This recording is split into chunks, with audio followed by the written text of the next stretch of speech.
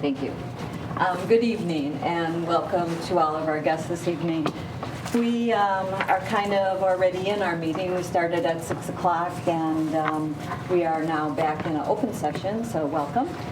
The first thing in open session, I would like to have approval of our minutes, and we have 3 meetings in there. Our regular meeting last month, board retreat that we had within that time, and then our superintendent search meeting where we filled in a lot of dates for that activity. So I would take any concerns about those minutes and then a motion to approve them.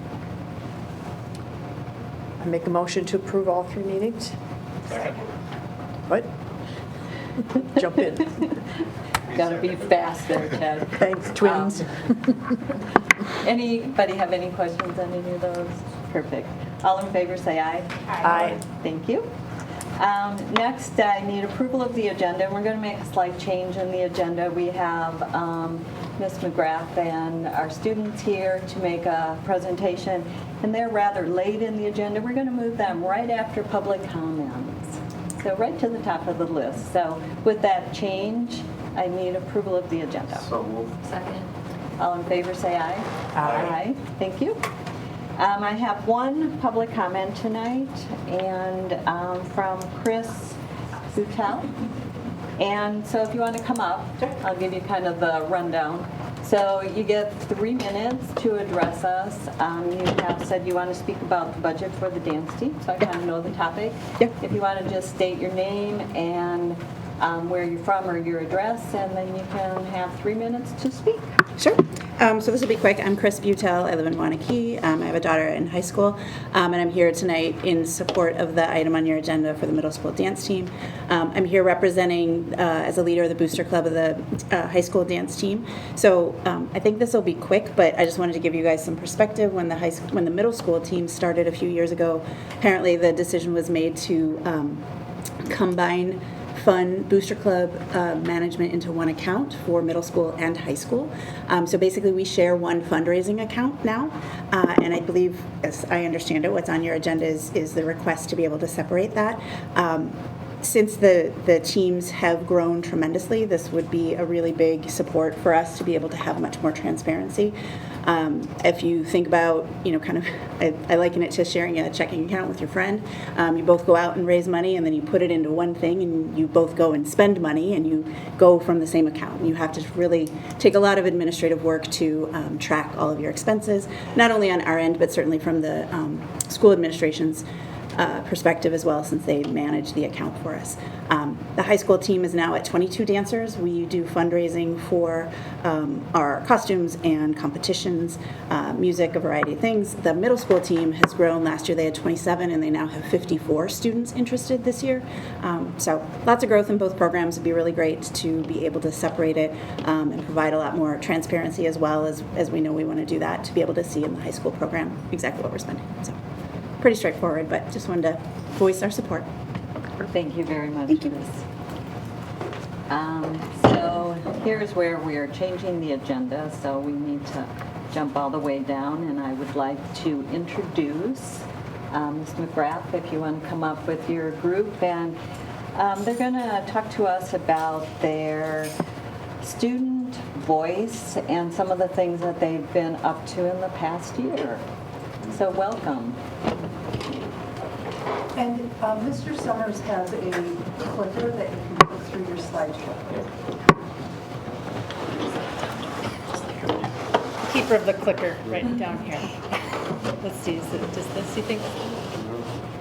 Okay, perfect. Well, good evening. Thank you so much for having us. I'm Michelle McGrath, the project coordinator for the Waunakee Community Cares Coalition. And I'll let the students introduce themselves. I'm Sydney Tasker. I'm going to be a senior this year, and I am one of the co-youth chair board members. That's the position? Yeah, youth chair board members of the coalition in town. I'm Jeremiah Alfred, and I'm a rising junior and also a youth co-chair for the WCCC. For the coalition, I am the communications specialist, and my name is Maddie Zaleski.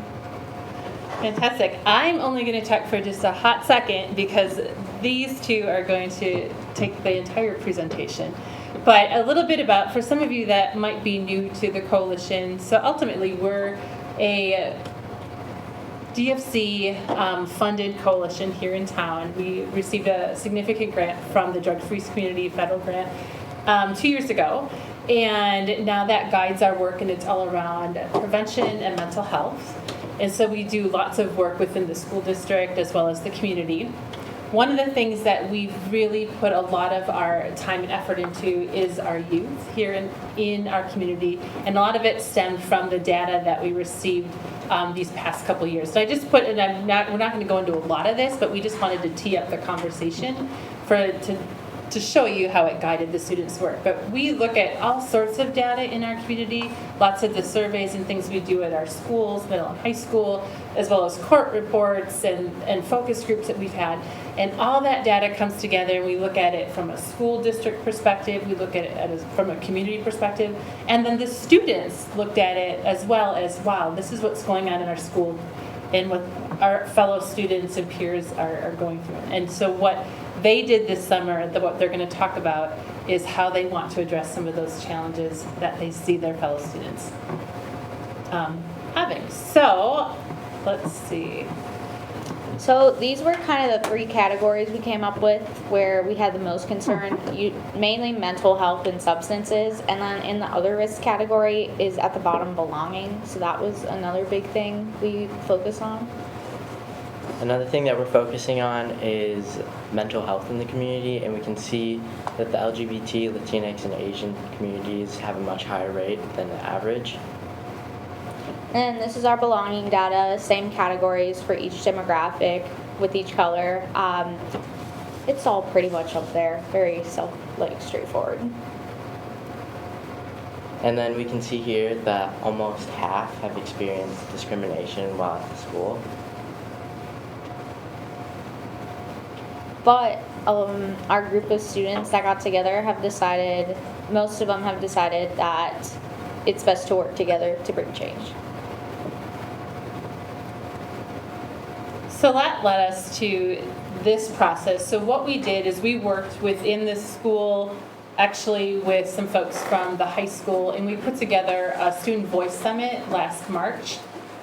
We happened to plan it on a non-school day right before spring break. So you can tell it was, everyone was so excited to go into school right when spring break was going to happen. But we did have 12 students, which was fantastic, and a great group of students that really started looking at the data and finding out, wow, what can we do differently and how can we address those changes? And one of the things that came out of this summit is that the students said, we need to do another one and involve more students.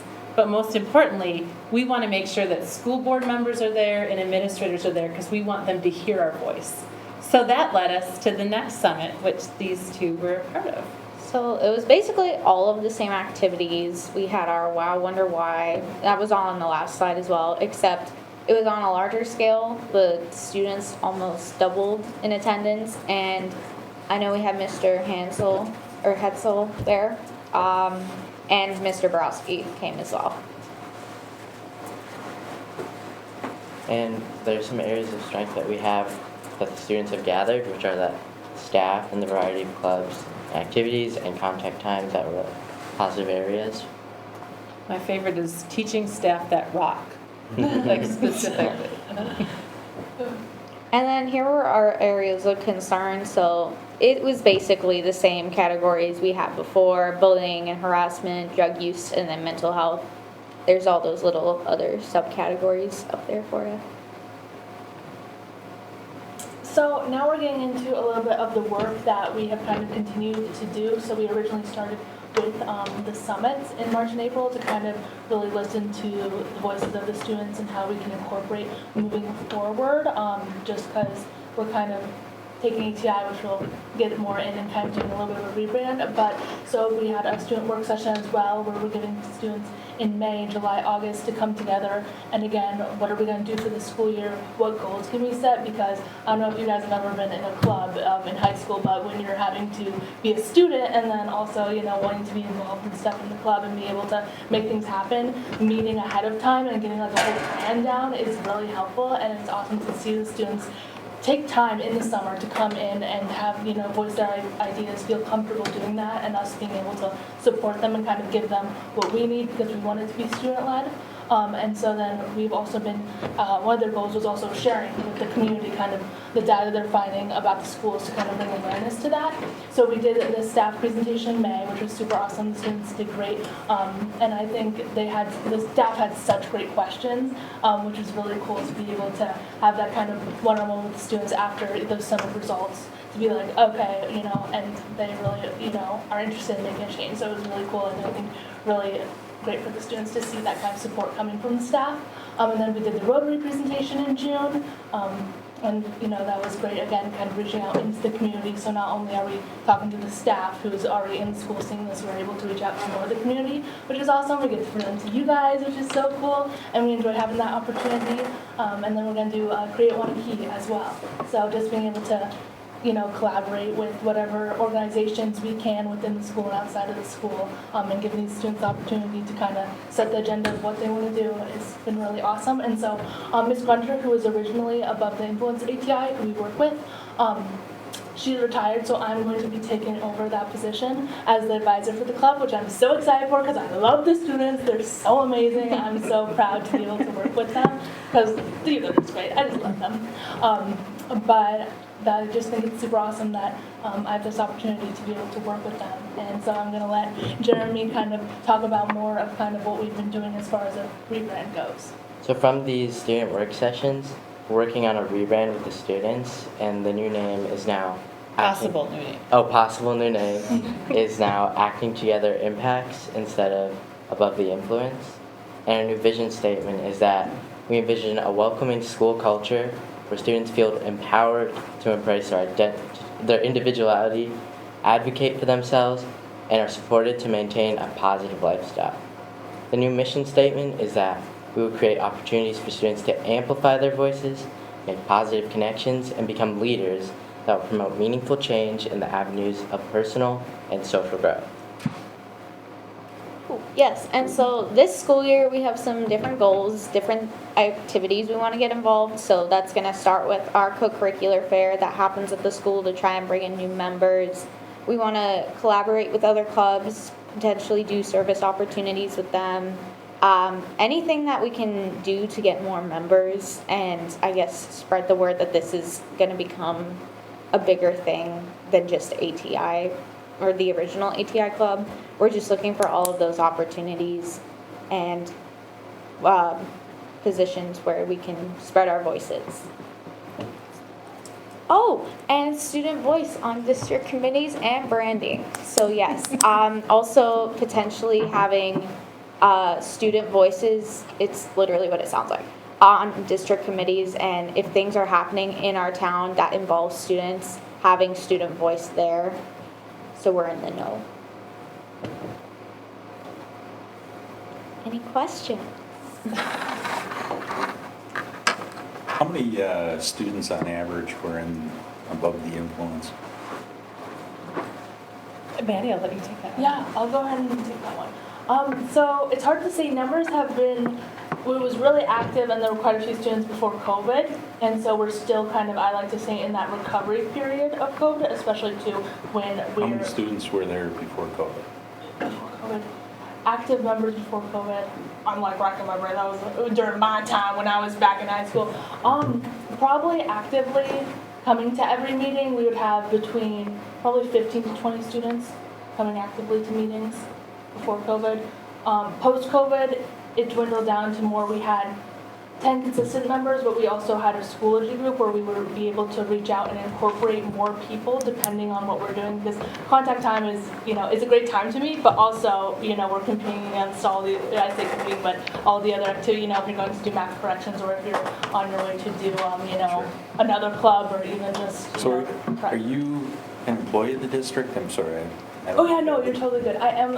I'm technically through our DFC grant. I always say I'm an employee, but I work with the coalition, so I'm not specifically like with you guys, but I'm considered an employee, and I'm paid through the district because that's our fiscal agent for our grant.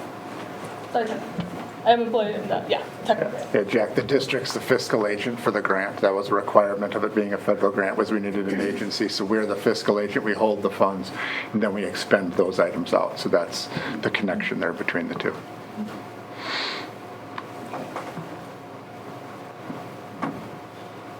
I want to compliment you guys on the work you presented.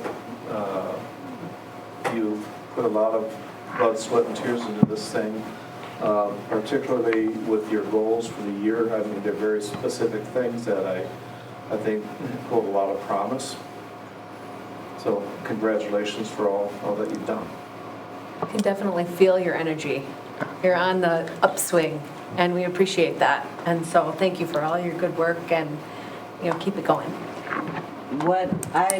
And I echo what has been said, but when I read your vision and your mission,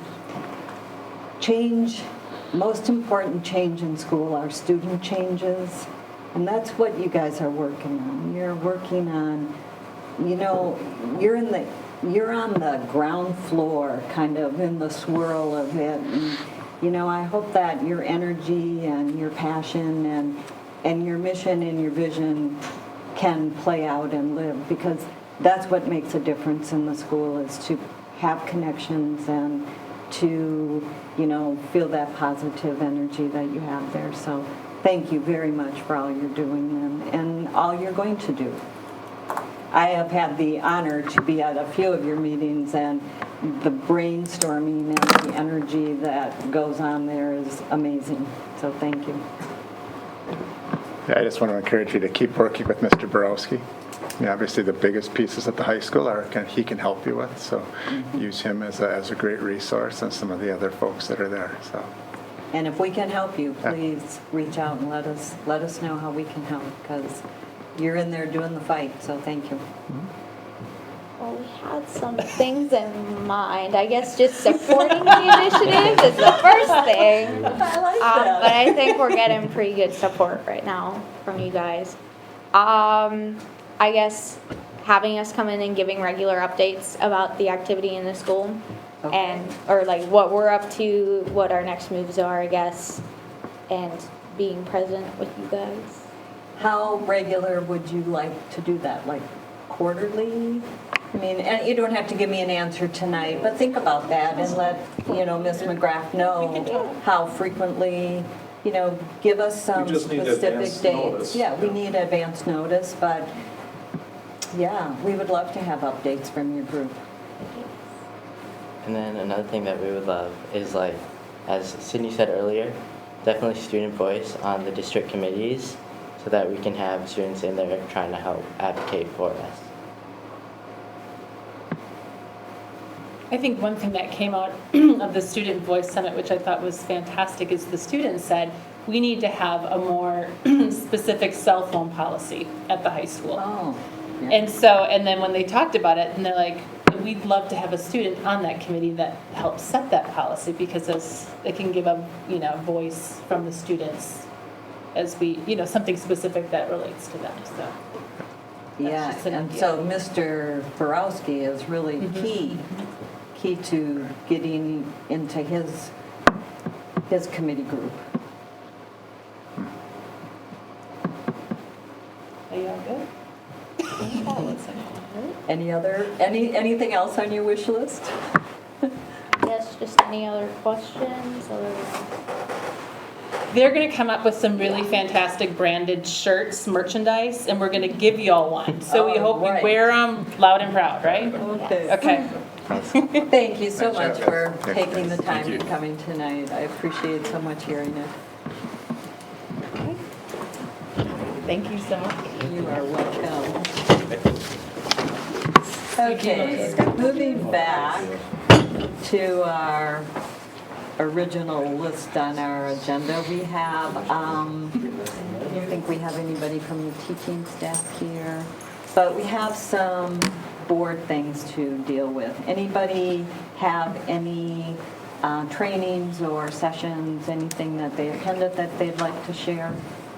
I had the opportunity to participate in a 3-day PLC Institute alongside, I think it was 50 or more staff members from our district, and I left the Institute feeling energized and having way more knowledge regarding the importance of collaboration as it relates to high levels of learning for our students. And I'm thankful for our board's continued support of the PLC model within our district, as I truly believe, after coming out of the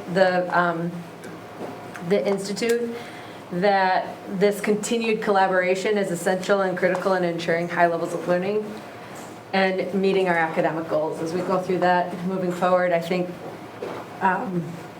our continued support from a board level of that PLC model is essential for attaining our academic goals moving forward. So thank you for that opportunity, for inviting me to participate.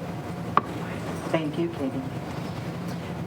Next, Randy has done a fabulous job putting together all of the discussion we've had in a number of different meetings, the priorities and planning dashboard for 23-24. So I will let you kind of Let me give you a little background. I'll have Rebecca pull up the multicolored one.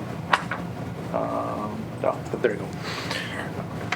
When we've had a few different discussions about this. We started back in our review during our board end of the year review in April.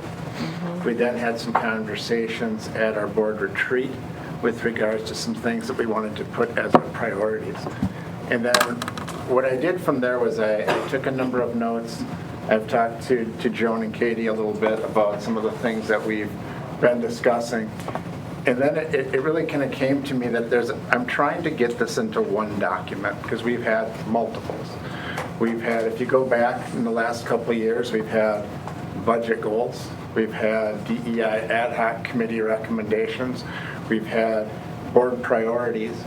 And they were all kind of on separate places. And I felt we needed to find a way to really bring those together uniformly. So I would say this is not really a goals and priorities list. This is more of a district plan, is really what it's coming out to be. And what I went back to then was you can see that there's 5 different priorities that I've listed. Those are pulled right from our strategic planning framework. Those are kind of the high level items from that. Steve, can you hand me the mouse? That way I can kind of run it from here and talk.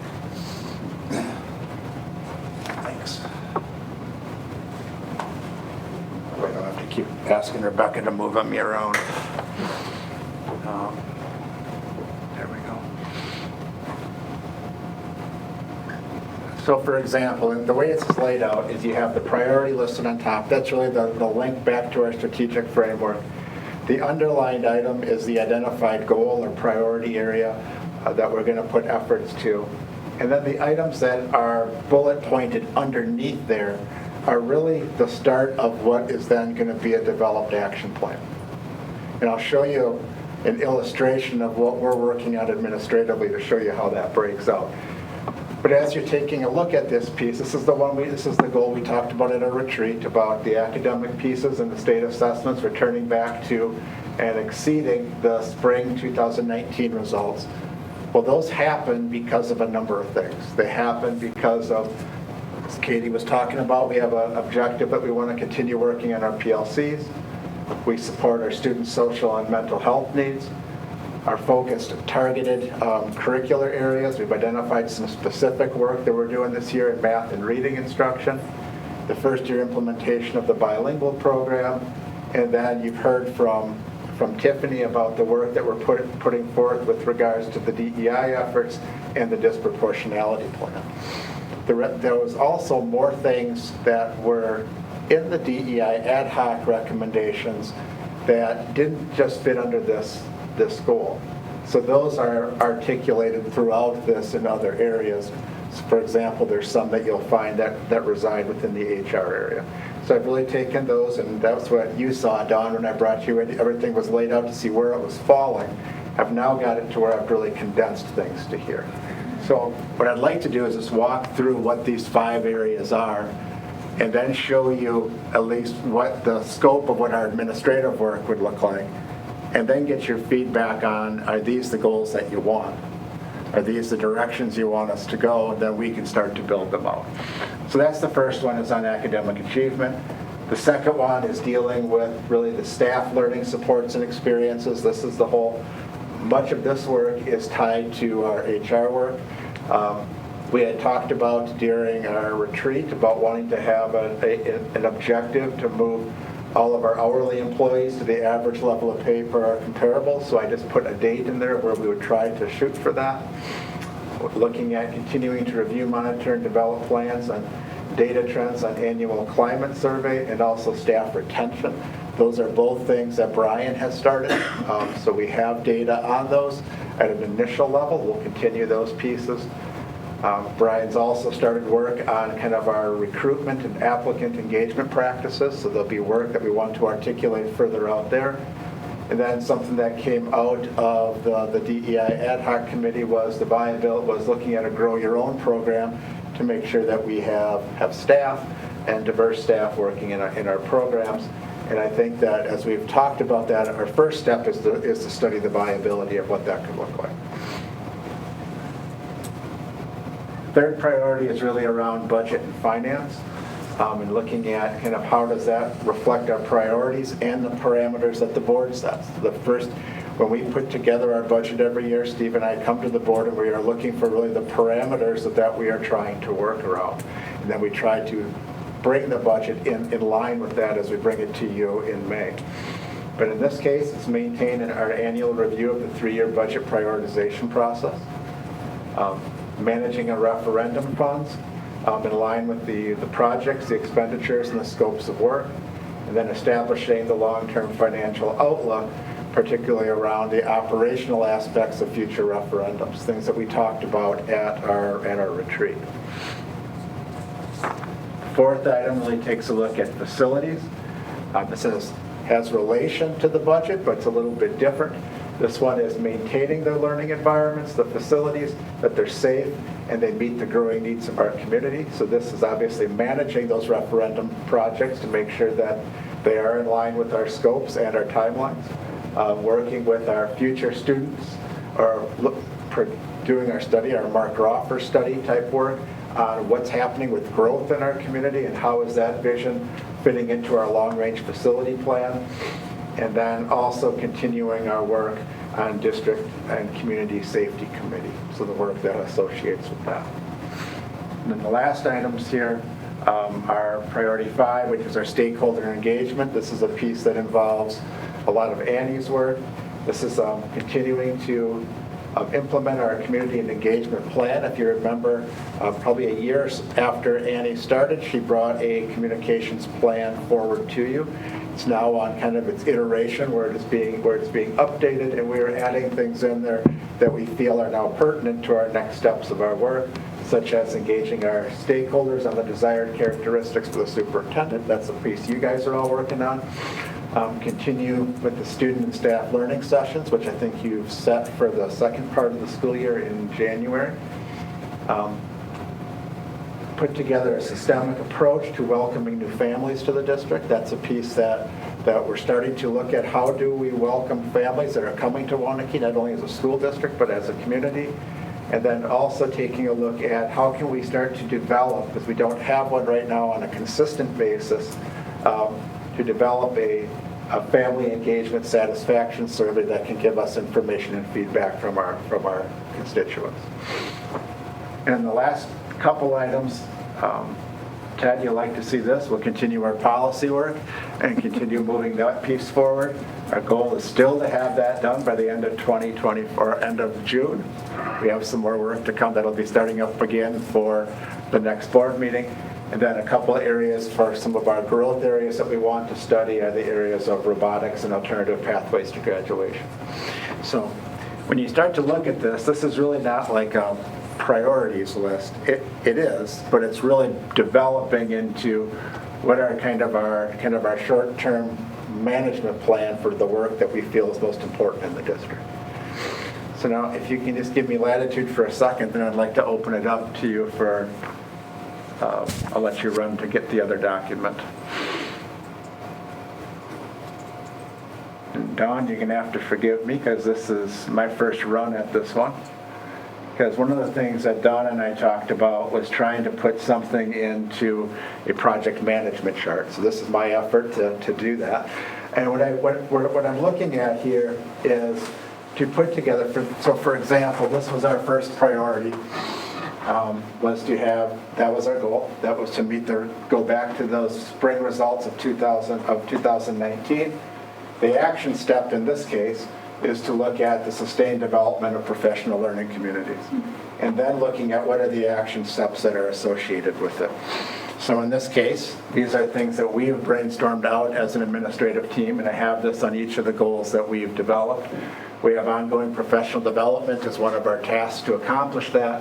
We have the PLC conference in July, which we're completed with. We have some follow-up with that, which will then lead into our work that we're doing with some presenters coming in November. We also have work with regards to our PLC rubric. You saw that data this past year.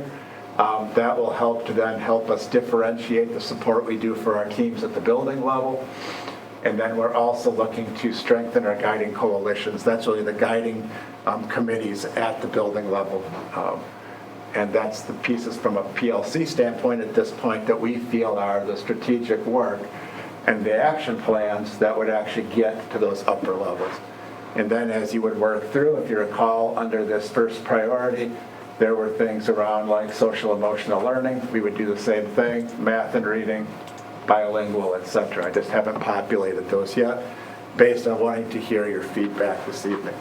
And then this document would really be an administrative accountability piece. It gives us the ability to track it. It's also pieces that we'll use within our administrative meetings to report out on kind of where we're at, put some of our strategic efforts into those. And then also as we report back to some of the board committees, this is kind of the piece that will help to guide what some of those priority and action items are. So that's generally what I was looking at as far as our framework. But I'd like to kind of bounce back to this document to get your feedback. Are these in line with what you were thinking? Are there things that you would like to see different? Is there a different approach you'd like us to be taking as we start to kind of move forward with this work? I guess when you start looking at goals, I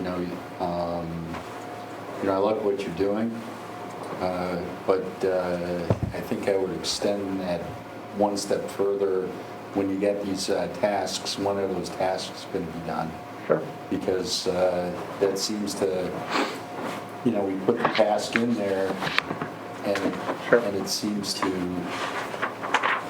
We can add that under the second piece. Yeah. And I think the other thing too, when you look at sustained development of professional learning or any of these, what do we really mean by those statements, and what, are we going to have, we just looking at professional learning communities. Yeah. We've got tiers of 1 through 6. How many teams are we going to have at 6? What are those goals, and how, because now you're starting to measure that, and you're showing that we are developing this. Sure. And I think, we're just picking on the professional learning because it's the first one. It is. But I think, putting those in each one of these tasks is going to help guide the process. No, I understand. I think some of them, the sustained development piece will never be done. That's a continued piece of continued development. We have turnover of staff every year. We're continuing to grow teams.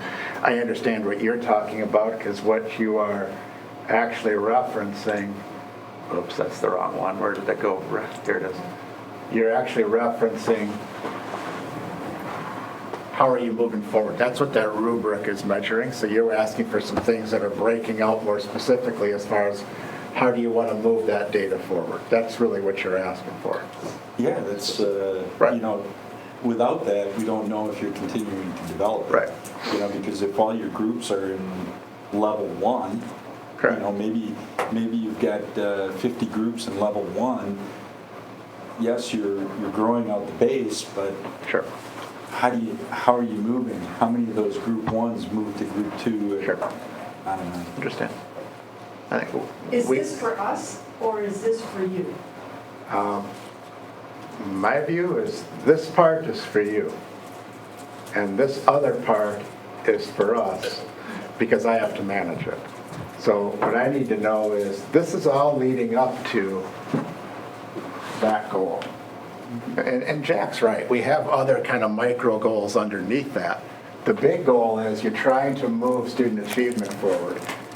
And these are all the things that move student achievement forward. So it's really meant to be that top goal is your high level piece. But you're right, there's micro data pieces within those. But you're reporting back to the board to say, Right. you know, these are your goals. Right. You know, the board said, hey, Randy, you know, continue to develop professional learning. Right. And you're retiring, so we can't hold you accountable, but... And what I would say is, and this is you have a goal on top of achievement.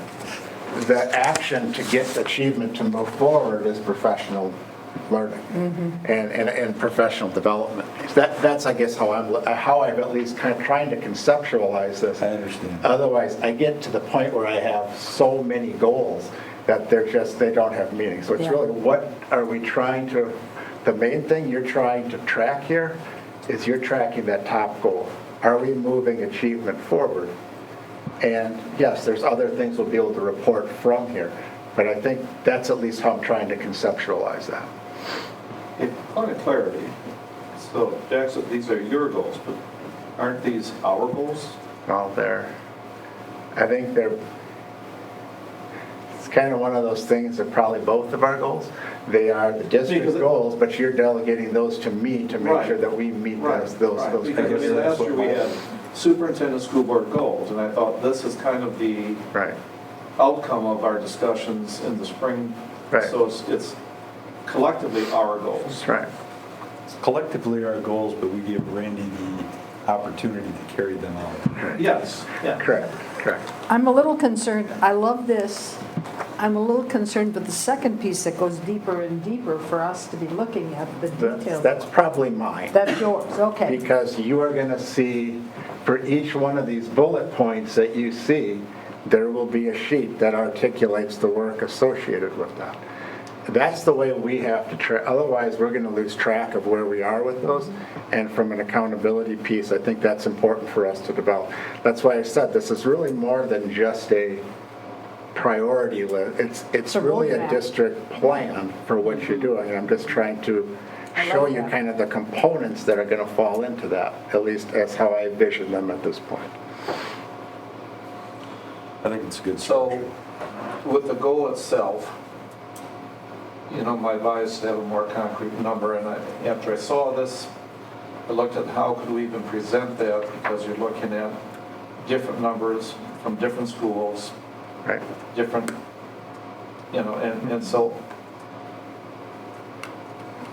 I can embrace, I think the work is fantastic. Right. In the future, I still would like to see a more concrete number where we would like to be as a school district compared to our comparable schools. So if we attain this goal, which with our phenomenal staff and community support, there's no reason we shouldn't. Right. I would hope to see in the future, okay, this is a number we hope to attain by year X to distinguish ourselves from our peers. Yeah, so I mean, like during our retreat, Mark, you threw out like a 70% number or some, and it was like by X date we want to be at 70% proficient and advanced across. I mean, it's stated differently. It's not a lot different than that, other than you are putting a number to it. Because right now, when you look at, you're right, but that goal would also have different markers for every single school. Because our range of those is probably from if I'm going off memory, low to mid 50s to just over 70. So some have already met it, some are below it. And the same with kind of the 2019 levels. Some are very close to it or at it, and others are below it. So, I mean, there's pieces similarly. I mean, how we word it, I can be open to that. The work, I don't think necessarily changes drastically because it's the things that are trying to move student achievement forward. You know, I think what you could say is, you know, as a goal, we want to be in the top 10 districts on the report card. Because that's moving achievement forward, right? So we want to be, you know, we want to be one of the top 10 school districts in the state of Wisconsin. Okay. Academic achievement. On the school report card? On the school report card. So are you suggesting that in the future, keeping this for this year? Yeah, keep this for this year, but But to in the Mark's future, point, where Mark is saying he would like more data, we could, I totally agree with Mark, because if you don't have numbers and you don't chart it and track it, you're not going to get there. Sure. And I appreciate that piece from that level. It still breaks, I mean, I sent you all the spreadsheet over the weekend. yeah. That's the data. It's not one number. It's 25 numbers that you're tracking that all have kind of a similar piece. And this one it just breaks it out differently. This just breaks it out to get back to a point where we feel we need to get pre-pandemic. The other one sets a target of 70%. They're both really different ways of moving achievement forward. I can be comfortable with either one if there's a direction you'd prefer to go. I think the one Jack is talking about, we probably need to have a little bit more data as far as see where we're at to make sure that what number you set is where you want to be. But I guess what I need tonight is to know, because my next piece is to start moving forward with putting together the actionable pieces of this in our actual work and start to kind of bring those pieces forward. So I guess I'm looking for some feedback. Are these generally the directions and the goals and priority areas that you want articulated, or is there something you'd like to change? So if you want to change number one, I guess I'd like to hear that now, or if you're comfortable with that being what it is, I'd like to hear that too, and the same with the other ones. I'm comfortable with the way that this looks, and I love the fact that we have our academic achievement as our number one priority, because I think that's kind of what we're all about. That should be our main focus in everything that we do, and I'm excited to learn what the action steps will be and how that will look moving forward, and how that will be presented to our school board on a regular basis. Right. And you know which action item falls under what committee, and then to be able to kind of monitor the progress of it all is exciting. Sure. You okay with that, Mark? I love how it's stated. Okay. I think it's a good start. And the details. And then we revisit it next year at the retreat. Okay. You know, put the base together. All right. Don, Judy, Ted, you're okay with where we're at? All right. Good deal. Thank you. Okay, thank you. Next we have, Jack, you're going to report out on the TID 9 from the village information. Yeah, basically, it was an organizational meeting, and TID 9, there's a company that wants to build basically a lab there, and the joint review meeting was just to organize so that the next time, which is going to be later in September, that we vote on this issue. The TID does not extend its life, so just by doing this action, it's not going to change the closing date of the TID 9. TID 3 is still going to close, from my understanding, as planned, which is in the next year or two. And one of the things, they're putting initiatives or incentives to build this to the company to build their office space. But in the development agreement, they're working with the companies so that they pay those incentives back, towards the end of the TID. So, basically the money goes out, gets the jobs, gets the building built, brings the jobs in here, and then all of the taxing authorities, then when that repayment starts coming back, we would get our portion of that repayment, back, which I thought was pretty interesting. Mm-hmm. So. Good. Any questions for Jack? Thank you. Continuing with an update on the superintendent search, I just put together a couple the timelines mostly for the public to be aware, and Brian, if I missed something, maybe you can tune in. But basically, we hired a firm, BWP, in June. We met with them August 2nd, and we laid out a timeline of their work in the search for a new superintendent. The first thing they did is they posted the position, and it's been posted both in Wisconsin, nationally. They've included the African American administrators, the Hispanic administration. So it's a pretty comprehensive posting and search that has gone out. There will be a community survey targeted right now for September 5th through the 22nd, so watch for that. We would like a good response for that community survey. There will be focus groups, and the focus groups will happen all on September 20th. They will have, I think, 3 individuals in the district that day, 2 for sure, maybe 3, in the district that day, meeting with different groups, and that will be, the information on that will be online. Annie will be kind of spearheading some communication on those focus groups.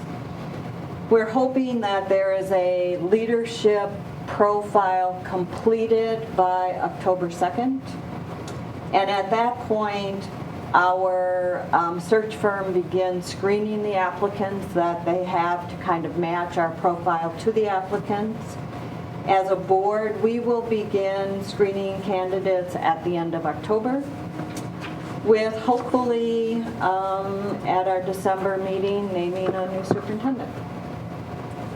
And there's a few details, I'm sure, in there, but Brian, did I miss anything in the?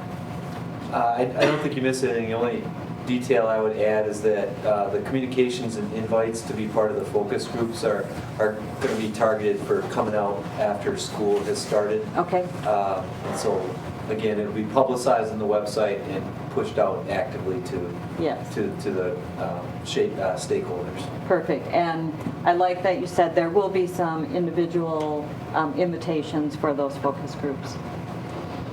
Okay, so that search is actively happening. But Randy, we'd take you back. At this point, we would like to move into the committee report, starting with curriculum committee. Is that you, Mark? I do, sorry.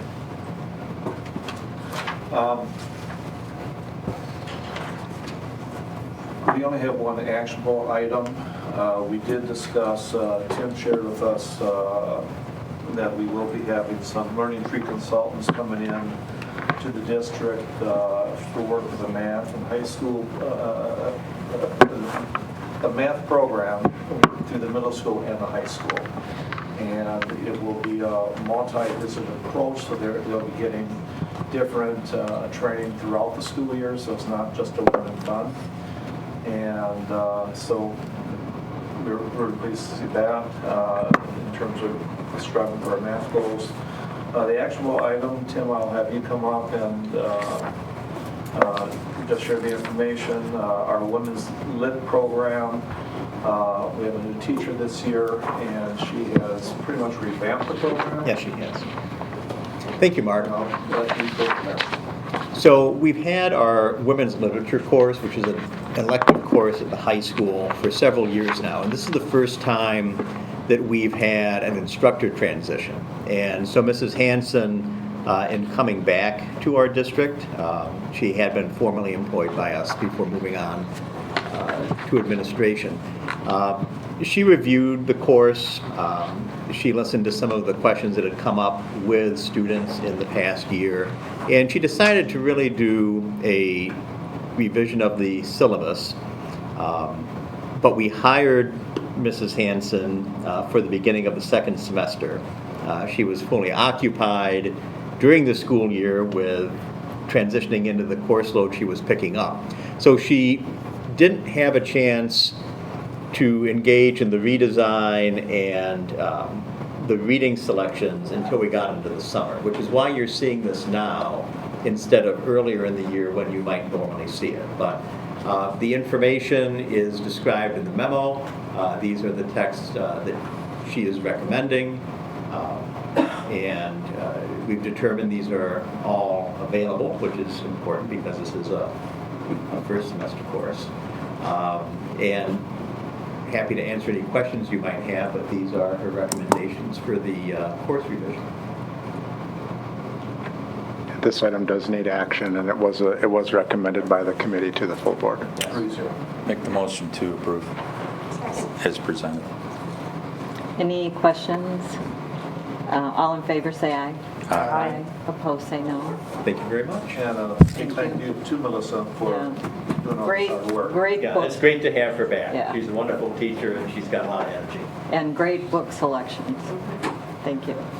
Next, we have the Facility Committee. We have some gentlemen in the audience that might help us on some of the items. We have quite a few things that we need approval on tonight and some informational items. Starting with a list of suppliers, a new list of bids that came in. I don't know if you want to open that, if there are any questions. Rich kind of vetted them for us. They passed through committee 3-0. And I'm sure that Rich would answer any questions if we have any. Yeah, this is similar to what you've seen in the past, so I'm going to turn it over to you guys and let you kind of present to the board kind of what the next recommendations are. Yes, thank you very much. Nice to be here again this evening. Yeah, this is just the next batch, if you will, based on kind of a priority process of when we need to onboard subcontractors and suppliers as we continue to navigate the construction process for the new elementary school. So there's a heavy emphasis, well, it buttons up the exterior skin with metal panels, and then really the emphasis in this batch would be on finishes and things like that, signage, really some of the high-level detail and aesthetics that are going into the building, and then one kind of outlier in landscaping as well. So there will be one more small batch of these for review at the September meeting, which will include asphalt paving, curb and gutter, and fencing. And that'll really put a bow on the buyout process and subcontractor and supplier onboarding. So I'm happy to answer any questions. So we would need a motion to accept or approve these bids tonight. Motion to approve as presented. Second. Any questions? All in favor, say aye. Aye. Opposed, say no. Thank you. Thank you, Rich, for all that work. And next, we have kind of an exciting item, guaranteed maximum price. Jay is going to help us with that. Sounds good. All right. It's nice to be in front of you again. It's been a few months, I think. There's a couple new faces, at least two. Welcome, Don. So yeah, today, what I'd like to talk about is just it's really a final budget update for the Heritage Elementary New Middle School, and with that, we're able to bring forward what we call a guaranteed maximum price, or a GMP, which is the final amount for the construction of the Heritage Elementary School. So, it's tough, maybe a little tough for you to see, but this is just a summary again of the entire referendum amount, the $175 million, and for tonight's discussion we're focusing on the elementary portion, which was the $63,660,000. So if you recall the budget process, we had 3 packages, and those packages were mainly due to the timing and accelerated schedule to get Heritage open for the next school year in the fall of 2024. And so what Rich presented to you today was the second to last grouping that were part of the bid package 3, but that's why we've been in front of both the facility committee and this board multiple times as we've onboarded various subcontractors and suppliers throughout the process. So that last package, we had final numbers in June, and we've spent the last 2 months really finalizing all those scopes to be in a position to present the guaranteed maximum price this evening. So this budget review document, this goes back all the way to June of 2022. So if you recall, prior to even setting the resolution for referendum, we presented budget numbers in June of 2022, and that's really what was pulled forward then to the referendum resolution. So at that point, I'd like you to look at the total line there. It is made up of construction, contingency, and soft costs. But since there's a lot of numbers, then we look at that bottom one, it's the cleanest. So again, that total was $63,660,000. We came back in front of the board in January, between January and February, presented budget updates of the project, and we're still carrying that $63,660,000. And where we stand today with our final guaranteed maximum price, we've actually been able to save $1,120,000. So overall right now, the total project is $62,540,000. Of that, you'll see our GMP would be $55,210,000, and that does not include the soft costs. So soft costs are design of the facility and furnitures, fixtures, and equipment that are purchased directly by the district to other vendors. So if you think about, if you take that building and tip it upside down, anything that falls out is really what is in that furniture, fixtures, and equipment. So I'll stop here and see if there's any questions on this before I move on to the next slide. Okay. So additional savings opportunities, as we've mentioned at other meetings, we're going to continue to go through the documents, meet with subcontractors, come up with ways we can bring additional savings to the project. These are some of the items we've identified already.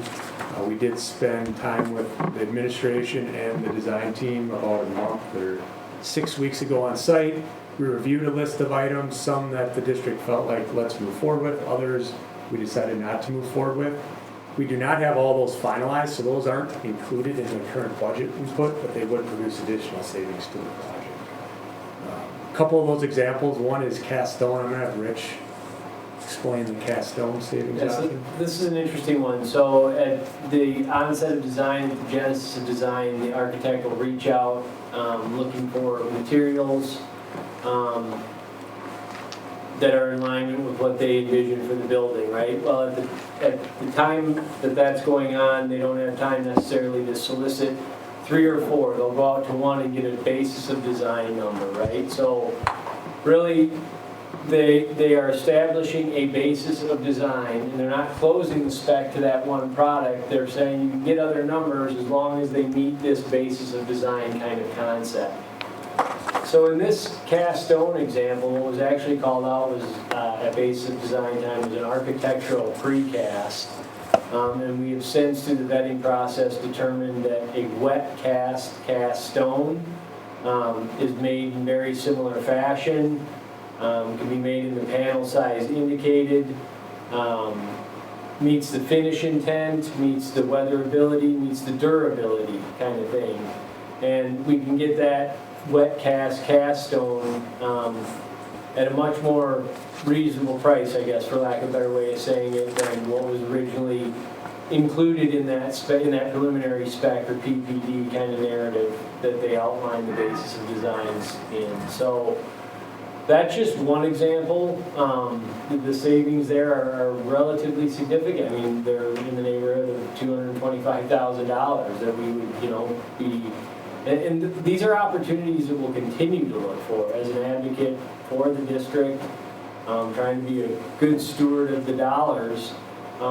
There'll be other opportunities. I recently had a discussion with our food service vendor, Kavanaugh Restaurant Supply. Hey, we can get all of the things that are in this basic design, but we may have some options when it comes to like dishwashers as an example, or cooktops. Will the district be willing to entertain those? And I would think, I responded absolutely, because we would at least like to have those discussions, make sure that we're staying in design intent, but giving you the most bang for your buck at the end of the day. So I think there'll be more opportunities to have dialogue like this with the likes of Randy and Steve at our OAC meetings and things like that, and if needed, we would bring them to this level if it was warranted. Couple other items, sunshades, we identified as an ability to save some money by eliminating the sunshades, which is consistent look throughout the district. There's some prefabrication opportunities we're looking into. We've listed lighting and fire alarm. There were some options we looked into as it relates to both of those that were rejected. And ultimately it was in keeping consistent with the standardization throughout the district. I know that between buildings, it's important that we can standardize as many of those components, and so those two options were rejected. Those are all about making Mr. Kramer's life easier right there.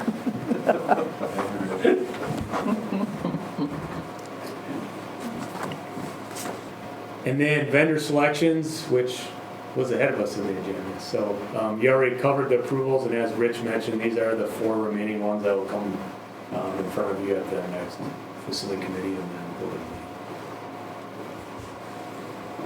Jay, if you wouldn't mind going back to the slide that had the 4 different parts of the referendum. Oh. To prompt some thinking for the board members, this certainly isn't an action item tonight, but the public approved a referendum not to exceed $175 million for the 4 components you see on the screen right now.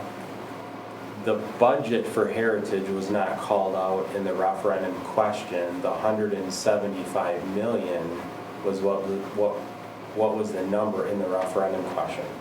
So as board members, what you would want to be thinking about, again, as we move forward in the future, which we talked about at the retreat, there is the ability with the way the referendum question was written to move savings from Heritage Elementary School over to, let's say, district-wide maintenance. As board members, you recall that when we were working with the Vogel team, we had a district-wide maintenance list that was over $20 million. We scaled it back for the referendum, knew that we would hope to have savings as the project moved forward, potentially contingency savings. But that will be a decision that will be in front of you at some point in the future, is whether or not you want to move funds from one area over to another. Where you will first have to cross that decision point is when the remainder of the funds would be borrowed. So you do not have to borrow $175 million. The public gives you the ability to go up to $175 million. So we borrowed 2 phases already. There will be a future phase that, depending on feedback from the board, would either go up to 175 or close to it.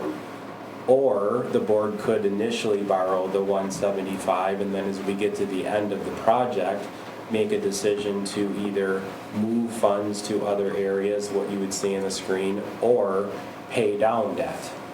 So it's just important to know that there is flexibility there for the board as we move forward, as other district-wide projects under maintenance or potentially additional work that may come up at the high school campus that the board may seek to invest in. That flexibility is there, but that decision will be coming at some point down the road. Thank you. Any questions on this agenda item or on Steve's thoughts? Okay, moving on. Next, we need approval of a utility assessment agreement. the agreement is in there. I talked about it at the facility committee. Yeah. Basically, it's the east end of the property. Yeah, Rich. Easement. Yeah, easement, yes. So what had occurred here, we had to do some utility crossings and new tie-ins that would both serve our school and then keep intermediate up and running. So in doing that, we felt a relocation of Waunakee Utilities main power feed would be warranted, along with some fiber optics from TDS. So easement was created down the easternmost side. There it is up on screen now, thank you.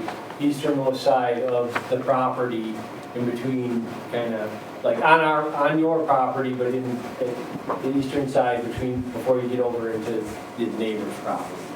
And so this is just a document that identifies that new utility easement and where that would go, along with the legal description. Motion to approve? Second. Any questions or comments? All in favor say aye. Aye. Opposed say no. Thank you.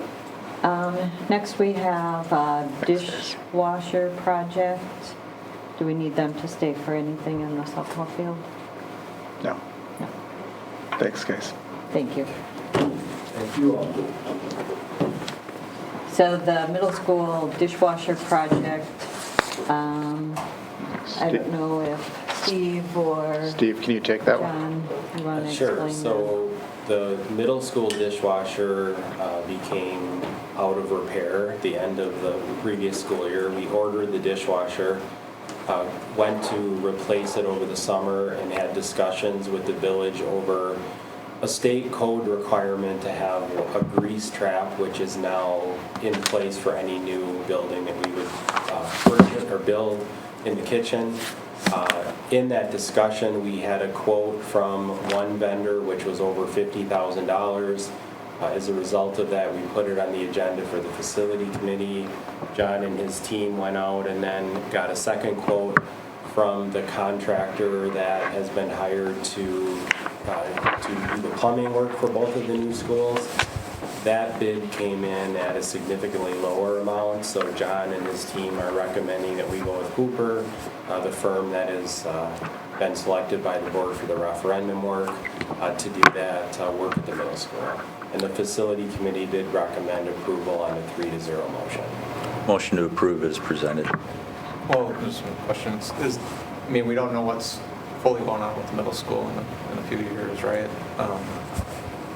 The purchase of one is an absolute, not like you could lease or do any, just a question given that time frame. Yeah, that's a great question. Obviously, the middle school will become a part of the high school campus, and the middle school kitchen and how it would be used is certainly something that we would want to discuss. But right now, the food service department actually uses the old kitchen at the intermediate school for some of the additional work that they've been authorized to do. As an example, the relationship with the village of Waunakee for the food that we provide to the senior center.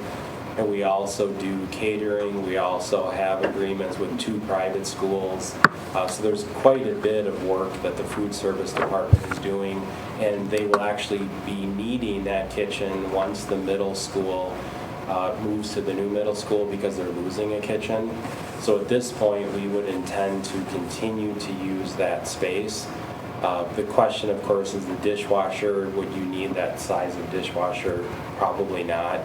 But the intention would be to continue to use that as a kitchen, and as the high school campus discussion moves forward, there would be the potential, of course, to also provide student food service there as well. Thanks, Steve. Second. So we have a motion and a second. Thank you, Todd. Any other questions? All in favor say aye. Aye. Opposed say no. Thank you. And I think our last one, oh no, we have a couple more. Consideration of softball lights and moving our varsity field to the JV field. And Steve, would you help that explanation? Yeah, go ahead. So what we shared in the board book was a report that we received from the firm Rattler. So as you recall, as board members, when we went back to the Title IX report from last fall, one of the recommendations was to look at some facility differences that we had. One of them was in the lighting of the baseball field versus the softball field. At that time, the board agreed to hire Rattler to conduct a design process for softball field lighting. That process was completed. Towards the end of that process, the softball community did come forward with a request to the facility committee to evaluate the potential of placing those lights at the current JV field, which is behind the middle school, instead of the current varsity field. So the facility committee made the recommendation to the board to have Rattler do a report on the possibility of switching the varsity softball field from its current location to the current JV field. That report is attached. It's a comprehensive look at the two fields. The bottom line was Rattler was recommending that the current JV field would be a better long-term solution as a varsity field for softball. And as a result of that, if there was going to be an investment made in lights, it would make more sense to invest the lights at a better long-term location for a varsity field. That also would be beneficial to the discussions that we've had with some of the neighbors that are closer to the current varsity field. So there would definitely be support from the neighbors to make that switch. There's support from the softball community. And the Rattler review identified that that was a better, longer-term field. At the facility committee meeting, there was a motion to bring forward the lights. Because that report only came in slightly before the facility committee met, we didn't have the opportunity to provide some cost estimates on the other components that you will see that were included in that report, like a full press box, a full batting cage were also recommended. And so we do need an additional month to be able to get that information back to the facility committee. If the board approves that recommendation tonight to order the lights, then we would be able to proceed with the lights and the switch of the fields as recommended in this report. Steve, is there also need for bleachers at the JV field to accommodate the varsity crowd? And is there room for that? I'm looking at the map here and it just... Yeah, thanks for asking. That did come up at the facility committee meeting, and the bleachers are movable, and so the bleachers would not be an issue with the switch. And I do know Nick, I saw Nick here before. Nick has had some conversations with softball boosters and the softball community. I did mention that in the notes that he's had discussion about the potential change as well. So he'd be certainly willing to answer any questions you might have about this topic. Yeah, the motion tonight would allow us to get those items on order, because that is a piece that we need to have accomplished so that we can get them installed. And then we'll bring the remaining pieces of this next month. Were any of those comments on the contrary to this, like negatively, they weren't in support of that? Any public comments on it? Not at all? I don't think we've had any public comments that have come to the board. Steve and I have taken a couple from just the adjacent homeowners to the current varsity field. Motion to approve. Any other questions? Ted, did you have?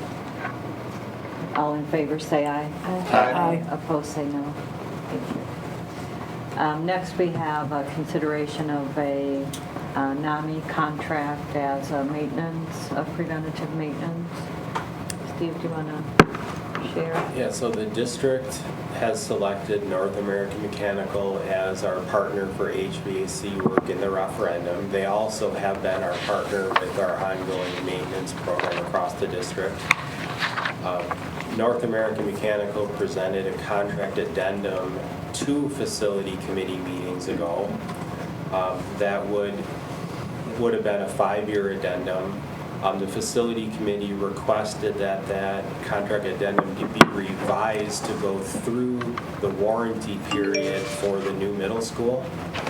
So North American Mechanical came back and shortened the addendum up by a year. And you can see in the attachment that as the years change through the referendum projects, the amounts then vary based on the 2 new schools being under warranty and the existing heritage and previous intermediate school site being repurposed as a middle school. So this would carry us through the warranty period for the middle school and reflects the request of the facility committee to match the 2 together. Motion to approve. Second. Any questions? All in favor, say aye. Aye. Opposed, say no. And now our last item is an energy partner. So the facility committee has been reviewing this topic for a couple of meetings, and administration shared information with the request to be working with a vendor partner on the topic of energy services for the new schools, and of course looking at some of our existing schools. And we shared information regarding Westfall, which is the vendor that has been selected for electrical work for the referendum. The committee then requested some additional information from Westfall, which we brought forward. I want to be clear that this isn't a request to approve an actual project. We will be bringing back over time projects. A good example of that would be at the new Heritage Elementary School. We will be working with the facility committee on a potential solar project at that school. So this isn't actually approving the project, it's approving the vendor that we would be working with to bring those projects to the facility committee. So you see the attachments, the additional information that the committee had requested. We shared that information with the facility committee at the last meeting, and the committee did make a recommendation to work with Westfall on that work. One of the main reasons for that is the efficiencies of working with the vendor that has already been selected by the board to do the electrical work in the schools. So I'm looking for a motion to accept Westfall for that position. So moved. Second. Any questions? All in favor, say aye. Say aye. Aye. Opposed, say no. Thank you. Thank you, Steve, for helping us through all the facility recommendations.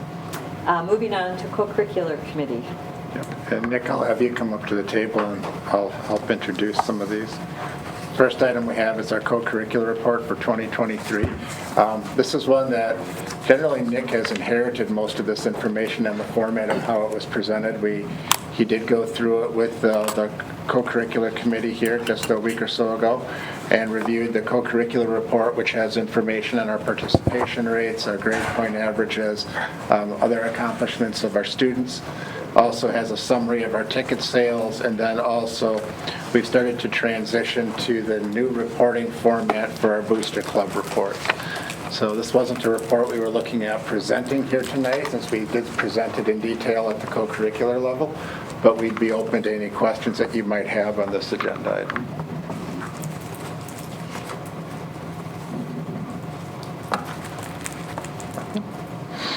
Okay. A couple things that came up with as part of the committee. Remember that the ticket sales, some of those dollars that have been allocated for addressing some of the Title IX issues from our Title IX report. So we have dollars in there that go to a fund for replacement of turf on 2 of our fields, plus additional dollars are then allocated towards some of those Title IX items.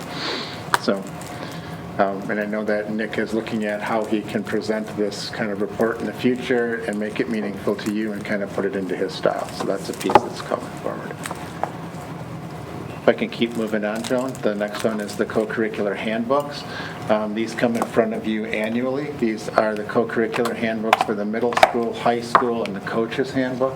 The primary changes, again, were done before Nick was on board, and Jeff Keenis is here. They're primarily with the middle school co-curricular handbook, particularly around academic eligibility and participation, and wanting to make sure that he felt that that was an appropriate approach for the grade level of students that we were working with. So I know he and Aaron May had worked on that this winter, and that's articulated in those handbooks.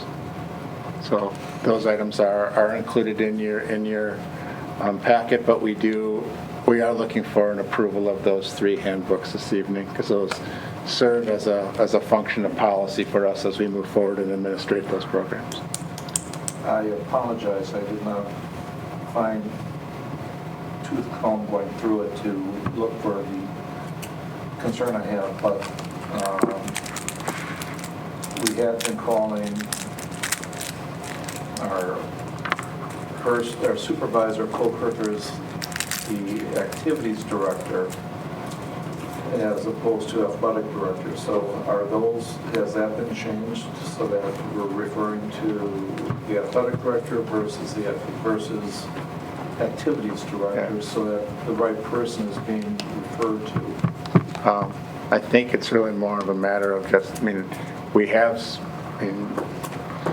Nick's title is athletic director, and that is really what we're referring to that position as. He has a number of things that he's also working on within his department with regards to co-curriculars and facility use and a lot of things that also relate, but many of our co-curriculars are then supervised by our other principals. Right. So I just want to make sure that was clear. Yep, that's clear. That's clear. Okay. So we're looking for a motion on the approval of the handbooks. So moved. As presented. Okay. Motion by Jack. Second? Second. By Dawn. Any questions? All in favor say aye. Aye. Opposed say no. Thank you. Continuing? I'll take it. Middle Yep. school dance team request. The reason this one's coming here is really because of the motion that took place a few years ago when we approved the middle school dance program. At that point, it was part of the motion was to keep the funds together with the high school booster program. We, as a district, through our funds, manage those funds or hold those funds. What they're asking for, I think Chris, you articulated it well as far as just as those programs have grown, the ability to keep some of their dollars separate for some of their unique needs is what you're asking for. From our perspective, it's a fairly simple accounting factor. So our recommendation would be to approve it. Motion to approve. Second. Any questions? All in favor say aye. Aye. Opposed say no. Thank you. And now some policies. All right, I think we have about a dozen policies here. The policy committee did take an initial review of these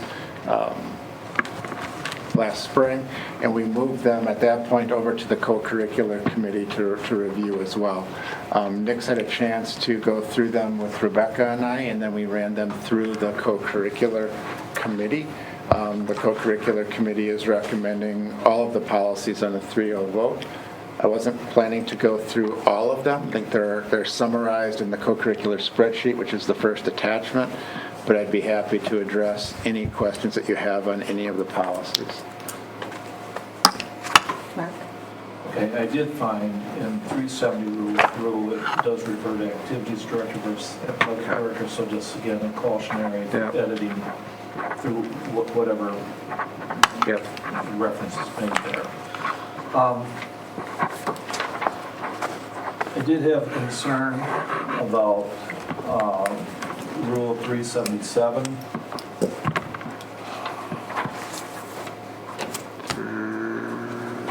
The rule, I believe it's 10C5, that one. I think it's Rule 1, actually. If you want to look up here, Mark, we can tell you if we're getting the right one. Mine's spinning, so I have to try that one.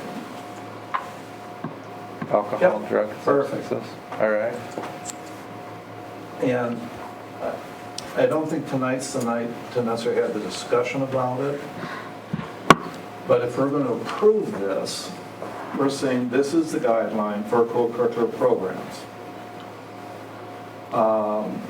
As a board, I think we need to question whether we want to give the liberty to individual coaches to go above and beyond this. If this is our school athletic code, shouldn't that code be uniform across the board? And right now, it's my understanding that that opportunity exists for coaches to go above and beyond these punishments and guidelines. In other words, they're more punitive? Or- Yes. Which is not stated here, you just know that's being done? I did not see it stated. I don't think it's stated here. I think if you go back historically, as we reviewed the co-curricular code, and the last time we reviewed it, that was a discussion.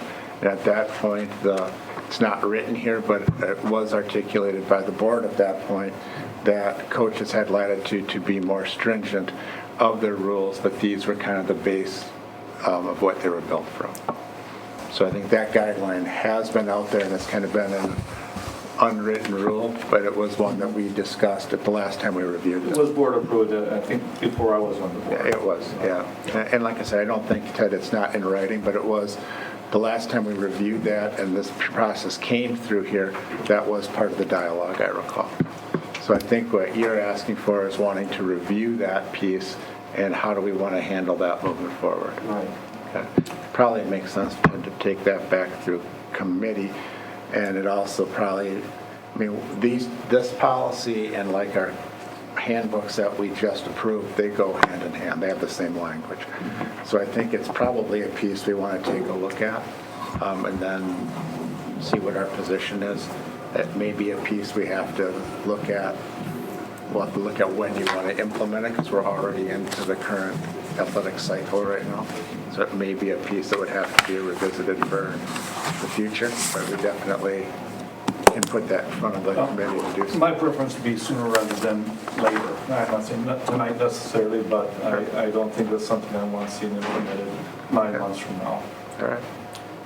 I guess my question, this is our policy, and you have a coach that goes above and beyond their policy. If there's any discussion or challenge to what that coach is doing, it's going to come right back to this policy. So Because how do you, it's almost like the code red thing, and thinking, did you do a code red? Well, it's not in the book. Right. And it's exactly right. It's going to come back to us because you're going beyond this anyway. I don't know how do you state you can't do that. It's usually articulated by the coach to the team, to the parents, that there's a that this is kind of what they're expecting. It's not one program. I would say it's pretty robust across most programs. So it's definitely something that if we want to address, we need to have that discussion to make sure that that's a determination. Has it ever been challenged that somebody said that's not what the policy says, so I can't accept the punishment for that? It's come up as part of discussions when there's been some issues. And then who settles that?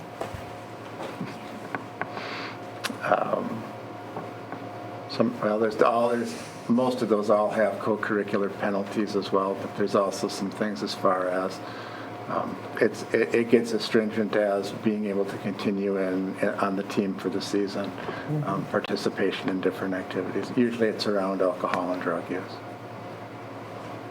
Have you even seen it where coaches will have a no F policy? I mean, that's, I think, is the most common one in terms of the step up requirements. And so in that case, they may say, I'm sorry, a what? a no F policy, no fail No fail. classes. Okay. And so if they were, the coach might hold the player out that night or that week until the grades are checked again the following week. I'm just giving an example from other schools and other things that I've seen, not necessarily this one. Right. But that's usually where you see like the more stringent policy, or strict policy is grades. Yeah, I would agree. I think they got to get it. The grades, behavior in school, and usually alcohol and drugs are usually where I've seen them be more stringent. Some may have like a no tolerance policy. Yeah. So Mark, are you saying that what the coaches do should be stated in the policy? Or is it okay with you to have a stricter code and give them permission in the policy? I think what Mark is, My concern is primarily with the drug, alcohol policy we have here. I understand we want high expectations of our athletes. But I guess I have concern, even the academic piece, if a coach decides that a grade below a C isn't up to the standards, they could do that. And so a kid who normally could play as long as he doesn't have an F doesn't get to play because they had a D, not a C.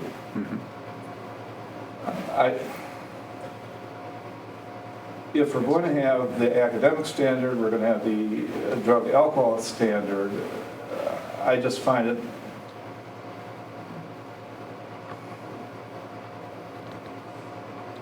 unfair and inequitable sport to sport. In sport X, you follow the school code. In sport Y, you can't get below B without playing, or whatever. You know, I mean, that kind of discretion, I think, it should not be given to the coaches. So is this actually going on right now that we know of? I know for the alcohol, drug abuse, it is. There is zero tolerance in a number of sports.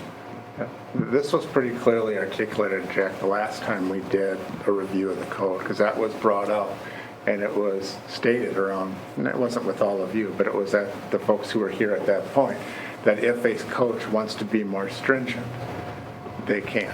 Because there were conversations, there was a lot of debate around what should the grade cutoff be. Some thought it was that this was too lenient. So they felt that if a coach wanted to be more stringent, then that was okay. Similar things with the alcohol and drug pieces. So those were the ones that were in primary conversations at that point. Now this was probably 10 years ago, the last time I really did a thorough review, but that, I would say that that's relatively prevalent as far as every many coaches have different types of standards that they have set with their athletes. I think what I hear Mark, you're saying is if this is our code, then there shouldn't be any separate rules. Exactly. And that you just want to have this as the policy, and you'd actually like to have in policy that additional rules set by a coach are not allowable. Is that generally what you're saying? I think he said it right. So if you do that, shouldn't we send Nick back and say, hey, what are the standards? Right. So that if we have, coaches that are going above and beyond the policy here, we have an understanding of who's doing what. That's right. So if you have one that's going above and beyond and everybody else is following this, then you bring that person in line. Right. If you've got, you can come to some type of compromise with information and data. I think it's a bigger conversation than just drawing the line. I think you first of all have to determine what is actually happening. So like what kind of rules are being placed out there? Where do those exist? I think Nick needs an opportunity to be able to kind of see what that landscape looks like.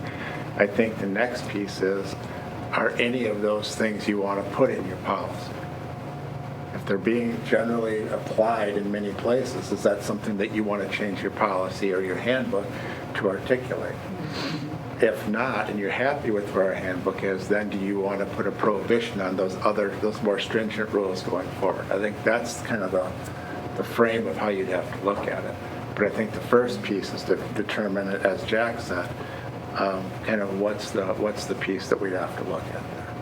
And I think in doing so, I know we want to get this done quickly, but I think, we're coming into the sports season. Right. We need this information out to our coaches and community. What we should do is probably next year gives you time to review everything and maybe in the spring, revisit something that needs to be changed. So are you saying temporarily take this one, this rule, don't? Yeah. I And then- temporarily take this and then give Nick the charge to. See what's going on. I don't think it's temporarily you're taking it, and then we're going to relook at that. Yeah, take the it, and first issue then at we can first, change I it guess. later. Right. Yeah. Is it a safe assumption that if coaches have exceptions to this, where whether it's more extreme, that it's in writing, so that my bigger concern, it would actually be that any new or different rules would be applied equally to all of the students participating in that sport? Because if it's not in writing, you could situationally discriminate against one student or another. Well, if it's not in policy, you can't enforce it. You can enforce it, but if you're challenged, they're going to go back to It's kind of policy. like team rules. You have somebody who's late for practice every day. What's the latitude of the coach? Well, there's penalties. Those aren't necessarily articulated here, but there's team penalties. That's really what it's falling under. And they've gone to the places of grades, alcohol, behavior, where they've raised the standard. And that's, I think, what you're talking. Those are the type of things I'm aware of.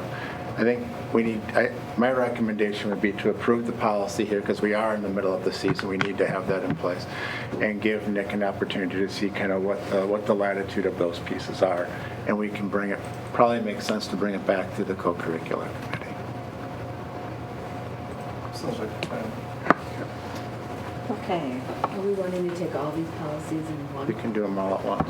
Okay, so motion to approve all of the policies listed. Board book As presented. as presented. And we have a second Second. from Tad. Oh. Tad already Hey. did a second. Sorry, Jackie, you lost. While you were talking.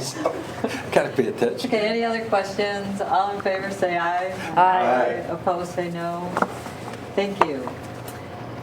We've had the first presentation, so we are down to the presentation from Lisa. Yes. On our partnership with psychotherapy.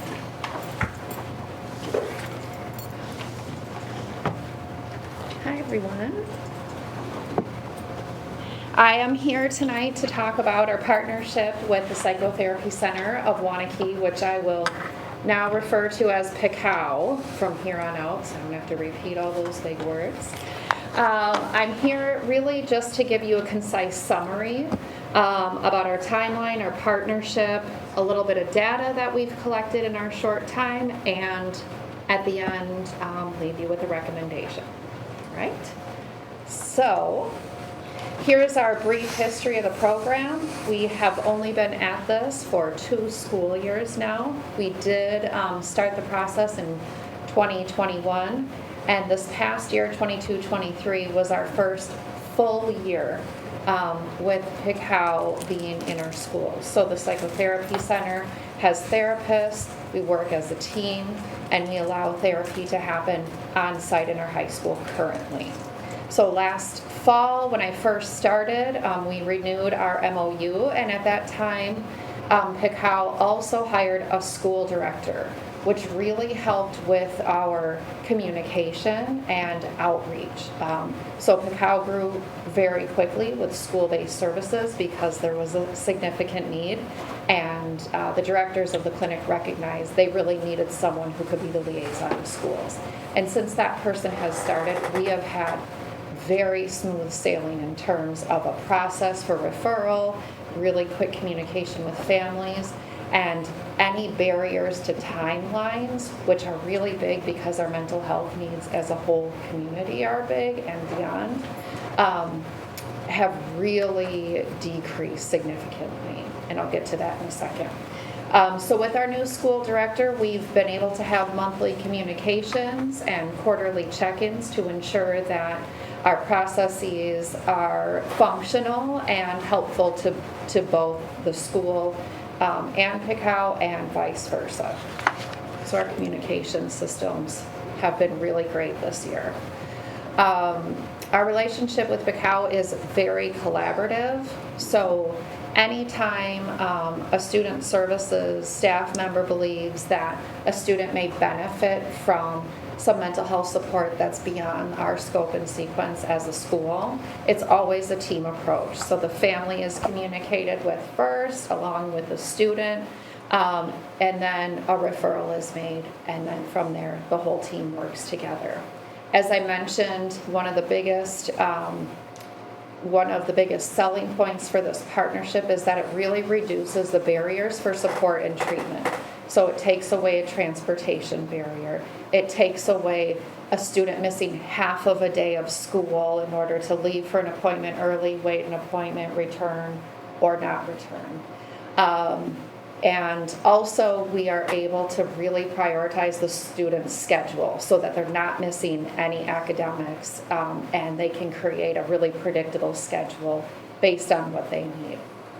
And maybe even bigger than that is the fact that this partnership is offered to us at no cost to our district. Cacao also provides us with some resources. I was going to just mention that each month we get kind of a little newsletter that gives us updates on any community announcements happening. This one was from sometime in the middle of the year where Cacao was happy to announce that they had a Spanish-speaking therapist on board, and so that's great because it's another barrier that we've been able to reduce with Spanish-speaking families. And just a couple of reminders and other resources that are helpful. And we get monthly data reports from Cacao. One question that I think that's probably out there is how much of the norm is this mental health supporter partnership in other school districts? And Cacao, in and of themselves, this past year has partnerships with 10 other area school districts, and 2 more will be coming on board this coming school year. And then other agencies have partnerships with other schools. So this is really becoming the norm in school systems, that there's a community-based partner that provides some mental health support. Our school psychs, our social workers, our counselors are great advocates, and they're very skilled people, but they are not therapists. They're not providing therapy to kids at school. So this is above and beyond what is required. Here is a snapshot of our end of year data. You can see that 30 new clients we're seeing in the 22-23 school year. So that means referrals have been made with families. Families have followed through and continued on with services. And I'll get to a little bit bigger of a data piece in a second. We also were featured in the Waunakee Tribune. We had a high school counselor talk about the relationship with Cacao, and it was just a really nice sort of educational piece for the community that just highlighted the partnership. So that's linked in there in case you didn't have a chance to see it. So here's a quick snapshot of our timeline. So as I mentioned, our program was launched really at the end of November, beginning of December in the 21-22 school year. And as a result of that, we had 46 high school students who were served on site. So that was the first year of our launch. This past year was our first full implementation year. We had 30 additional high school students served on site. What I don't have is comprehensive data to know if that means it's 76 or there were some seniors in there who are no longer part of that, but it's growing and the program is meeting the needs of our students. So for this coming year, we are looking to continue this programming and expand it to help eliminate barriers for students and their families by my recommendation, and speaking on behalf of our student services group, we'd like to extend our on-site services to include middle school students this year.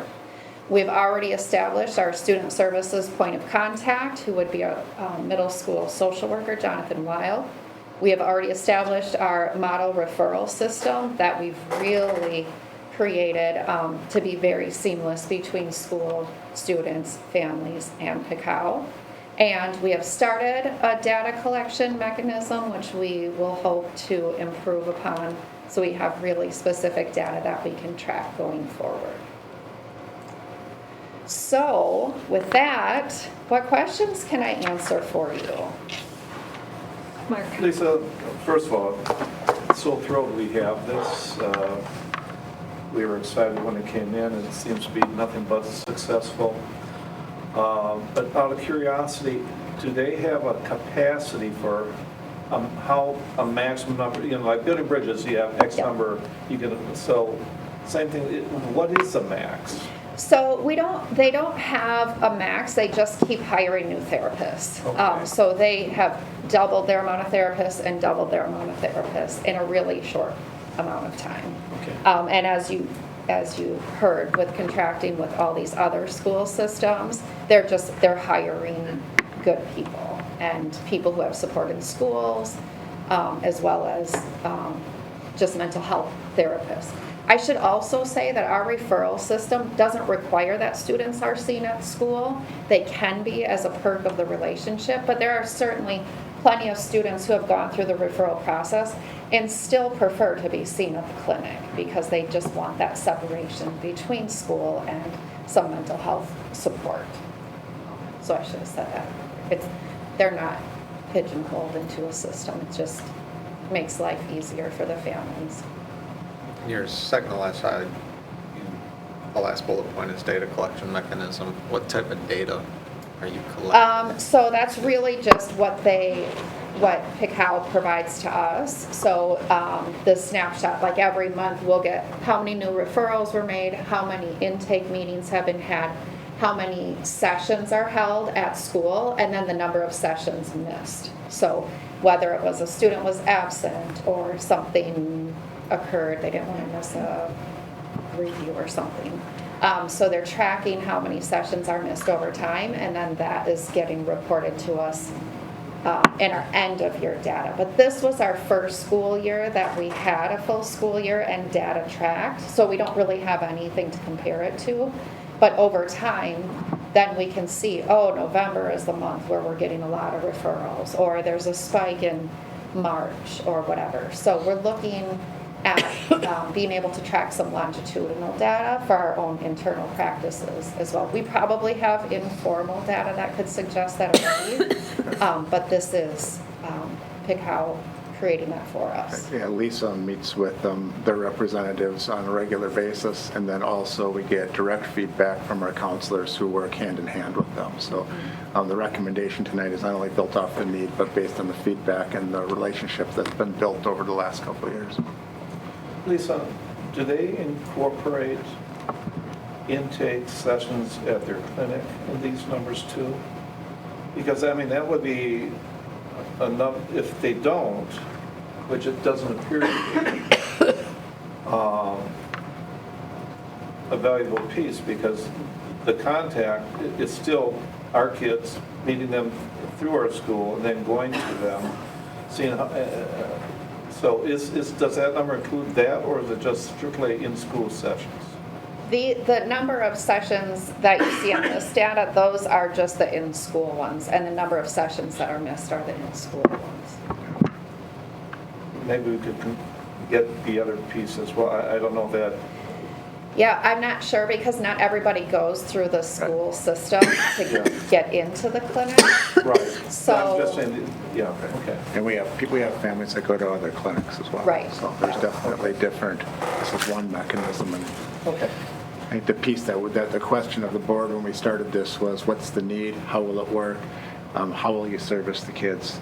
And I think we've seen that it's growing, and the feedback has been very positive. So we're supplying these people with some office space though, right?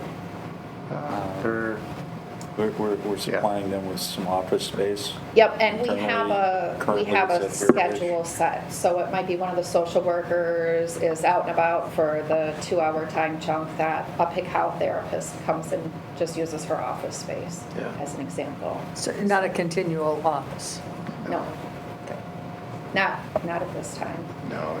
And looking into the middle school, we know that space is of premium at the middle school, so we've already talked about some scheduling and perhaps just the use of a side conference room for maybe 2 days a week or 3 days a week, depending on what our middle school student needs are. This has not yet been shared with middle school families as an option. That's why we're bringing the recommendation here tonight, and then we'll go forth with our scheduling and planning should you feel the need to approve. Motion to approve. Second. Any other questions? Thank Just you, a Lisa. quick comment that it's consistent with what the voice of the students was earlier. Yes. Like they identified this as one of their major 3 need states at the high school level. Thank you. And just one last shout out to you. Thank you for your ongoing support of student mental health. We know it continues to be a need, and I appreciate seeing it on your priority list because we're here for kids and they need us and they need this support. So thank you for that. Thanks, Lisa. So we have a motion and a second, but we didn't vote yet. All in favor, say aye. Aye. Opposed, say no. Thank you, you. Lisa. Thanks, Lisa. Okay, next we have a few kind of yearly things that we need to establish for the coming school year. We need to establish that we are going to be using a district expulsion hearing officer, and then we will approve who that person is. So we first need that we will be using them. Motion to approve. Any questions on that? All in favor, say aye. This needs to be a roll call vote. Oh, I'm sorry. So, the approval of having an expulsion hearing officer, Katie? Judy? Aye. Myself, yes. Ted? Yes. Jack? Yes. And Dawn? Aye. And Mark? Aye. Thank you. Then we have a recommendation from the administration to again hire John Anderson from the Hoosh Blackwell Law Firm for that position. Motion to approve. Second.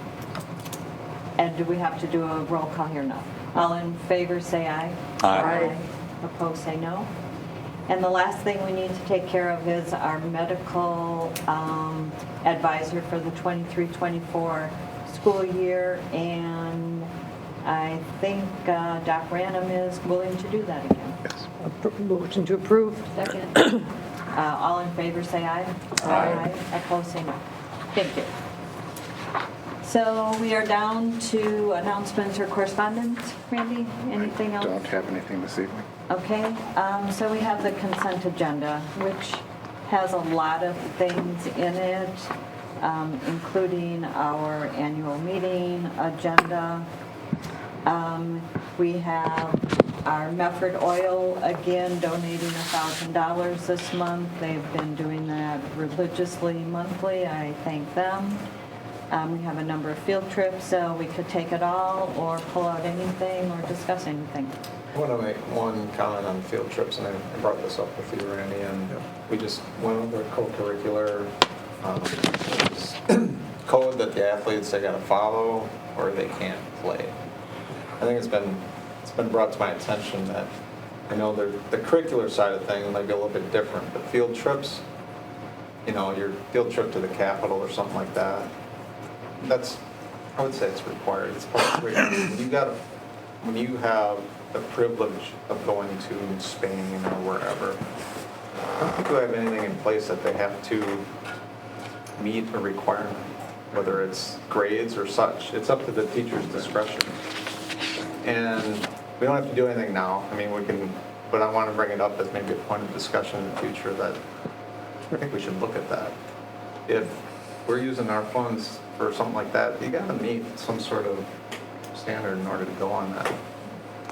It's just a comment I made. I don't mean anything, so maybe in the future. We don't have anything in policy for that. From what I see, it's the teacher's discretion, so, or the principal, you know, to go. But on policy side, we don't have a code. You know, you have your handbook. Don't sometimes they have rules that you have to follow when you sign up for it? I mean, so it's individually based. If you sign up for this, you agree to follow these rules? Generally, I think. While you're there, but not to qualify to go. Right. I mean, we don't have like a rule that's written right now that if you need to have such and such a grade point average to go. Or Attendance, behavior. grade point, all the things that potentially brought to my attention that, no, there's people that aren't, they really should question whether they're able to go on. We have a lot of things that are tied to athletics. We don't have many things that are tied to some of the trips that like Ted's talking about, like when we have music trips or foreign language trips, etc. And I think his question is, should we? So it doesn't impact this, but something to think about. I guess just a comment there. If you choose to go to Europe on a trip or whatever, the school district isn't necessarily paying for anything. You know, you're just writing a $4,000 check to have your kid go, or fundraising or whatever. It's usually sponsored through one of our clubs and our staff are going, but we're not paying for the kids to go, no. Yeah. So they're. Do we pay for some of the music groups to go and perform? Does that come out of any of the school budget? That I do not know. Because there might be a distinction between a student-funded trip and a trip that the school does fund. I mean, when I think back to my kids traveling on to like to New York or Memphis, I think that was on us as parents. Oh, okay. But I think it was similar to like the Spain trips, but you still have staff who are in charge of that. But from a policy standpoint, you could probably help the staff out from if you know you've got a behavioral issue that's going to go. But financially, you know, parents are just funding it. Yeah. So we can take a look at that. That it may be something we bring back through policy after we get some more info. Just wanted to get you guys thinking about it.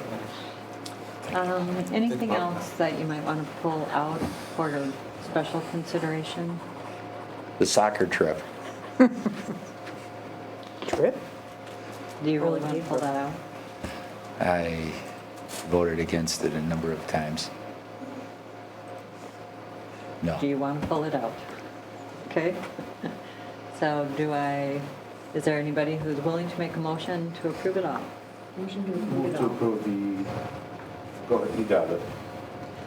I'll second it. Okay. Any questions or discussion? All in favor, say aye. Aye. Opposed, say no. Thank you. So we are, any board business? We have a little more board business. One thing that I just want to establish as I continue my discussions, and Rebecca has helped a lot with this, each of you in your packets have a Day in the District by BWP, and it's who they're going to see the focus group. Interest rates. And before we say this is it, this is their schedule, is there anybody who has any concern about a group that's not included that would like to slot in? There's little time, but otherwise this is the list that will be advertised and invited. Everybody find the sheet we're talking about? Are you and I doing it together?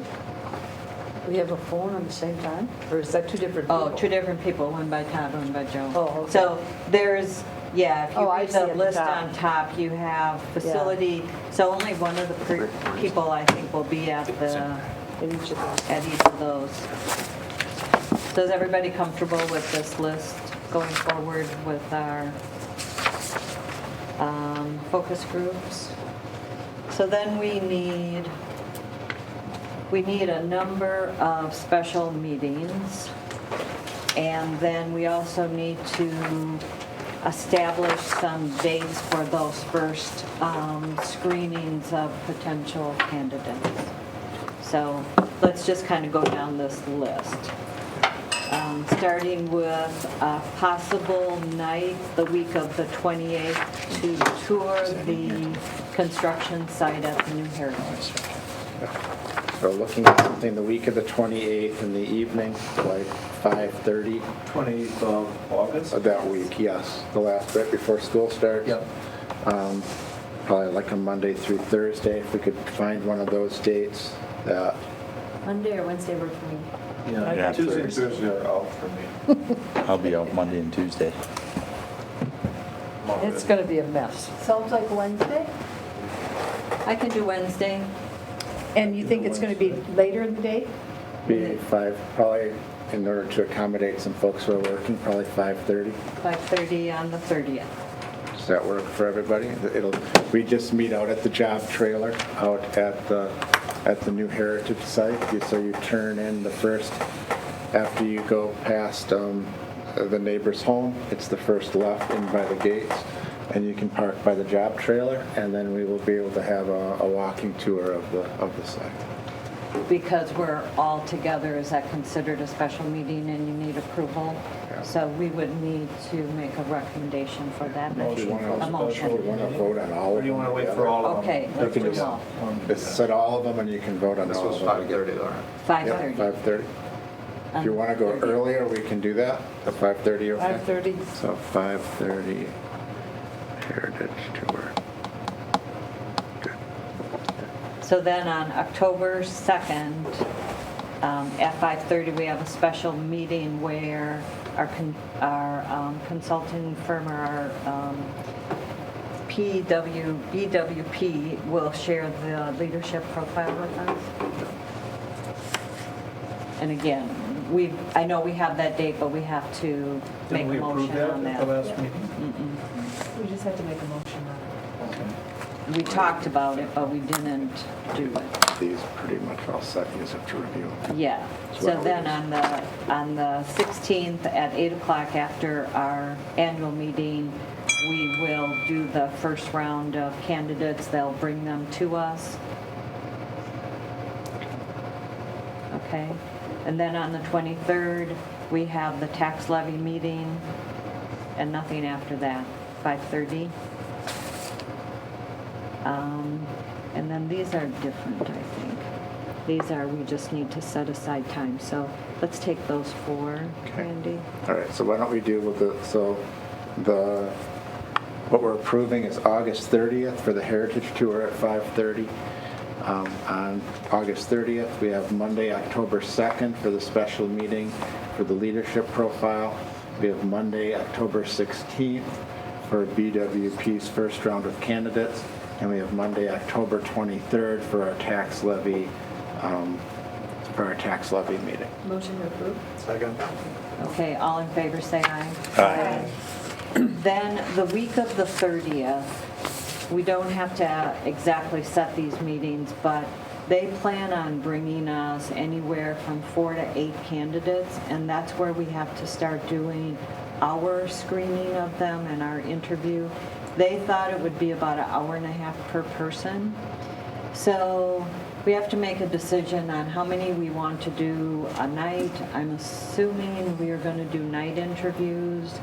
We have a number of people working, and how many we want to tackle each night. And so that we can kind of reserve our calendars, and then as the process unfolds, we'll know how many people exactly we're interviewing, but we just need to open our calendars that week to allow for enough time to do those interviews. So how many people, what are you comfortable doing in one sitting? Mark? From experience interviewing staff, the more nights we do, I think the greater disservice we do to the candidates.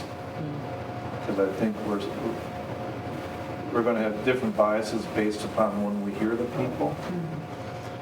And so I'm in favor of fewer versus more. Fewer nights. Fewer nights, more hours. Right. Fewer nights, more hours.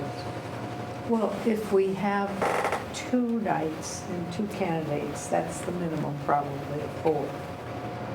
I don't think one more, a 3rd night would be that disruptive. Yeah, I kind of almost feel the opposite. After 2 or 3, I get kind of, Yeah, I think. I just like, oh, what have I heard from who? So you really don't want more than 2 at a time? If you're an hour and a half, that's 3 hours. That's 3 and hours more a day. and more, because you. That would my I think the personal maximum per preference would evening be is 3. And I'd prefer 2, yeah. 3 evenings. Can we set aside 3 evenings? The maximum interviews per evening, 3. But what if we set aside, so we don't know how many we're going to be Correct. given. 3 nights. But let's set aside 3 nights, Yeah. so we wouldn't have to do any more than 3 any of the nights. And chances of Maybe- doing more than 6 are small. So should we set aside the 30th and the 1st and the 2nd? Because I think we need to have it back to back to back. It's got to be bad, yeah. I don't want it 3 nights over 4, 3 nights over 4 nights. I just skipped Halloween, that's all. But, Well, let's have it first, second, and third. Okay. Friday night? Rather give up a Friday night than give up Halloween.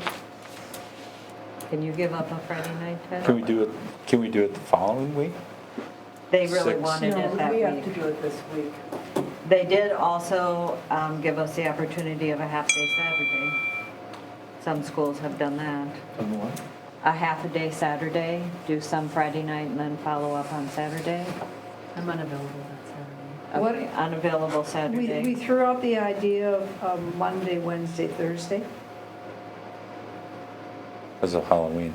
No, I stopped. Halloween's on a Tuesday. I said Monday, Wednesday, Thursday. They're not consecutive, but I don't know that, to me, that's not a big problem. But then you avoid that Friday night business.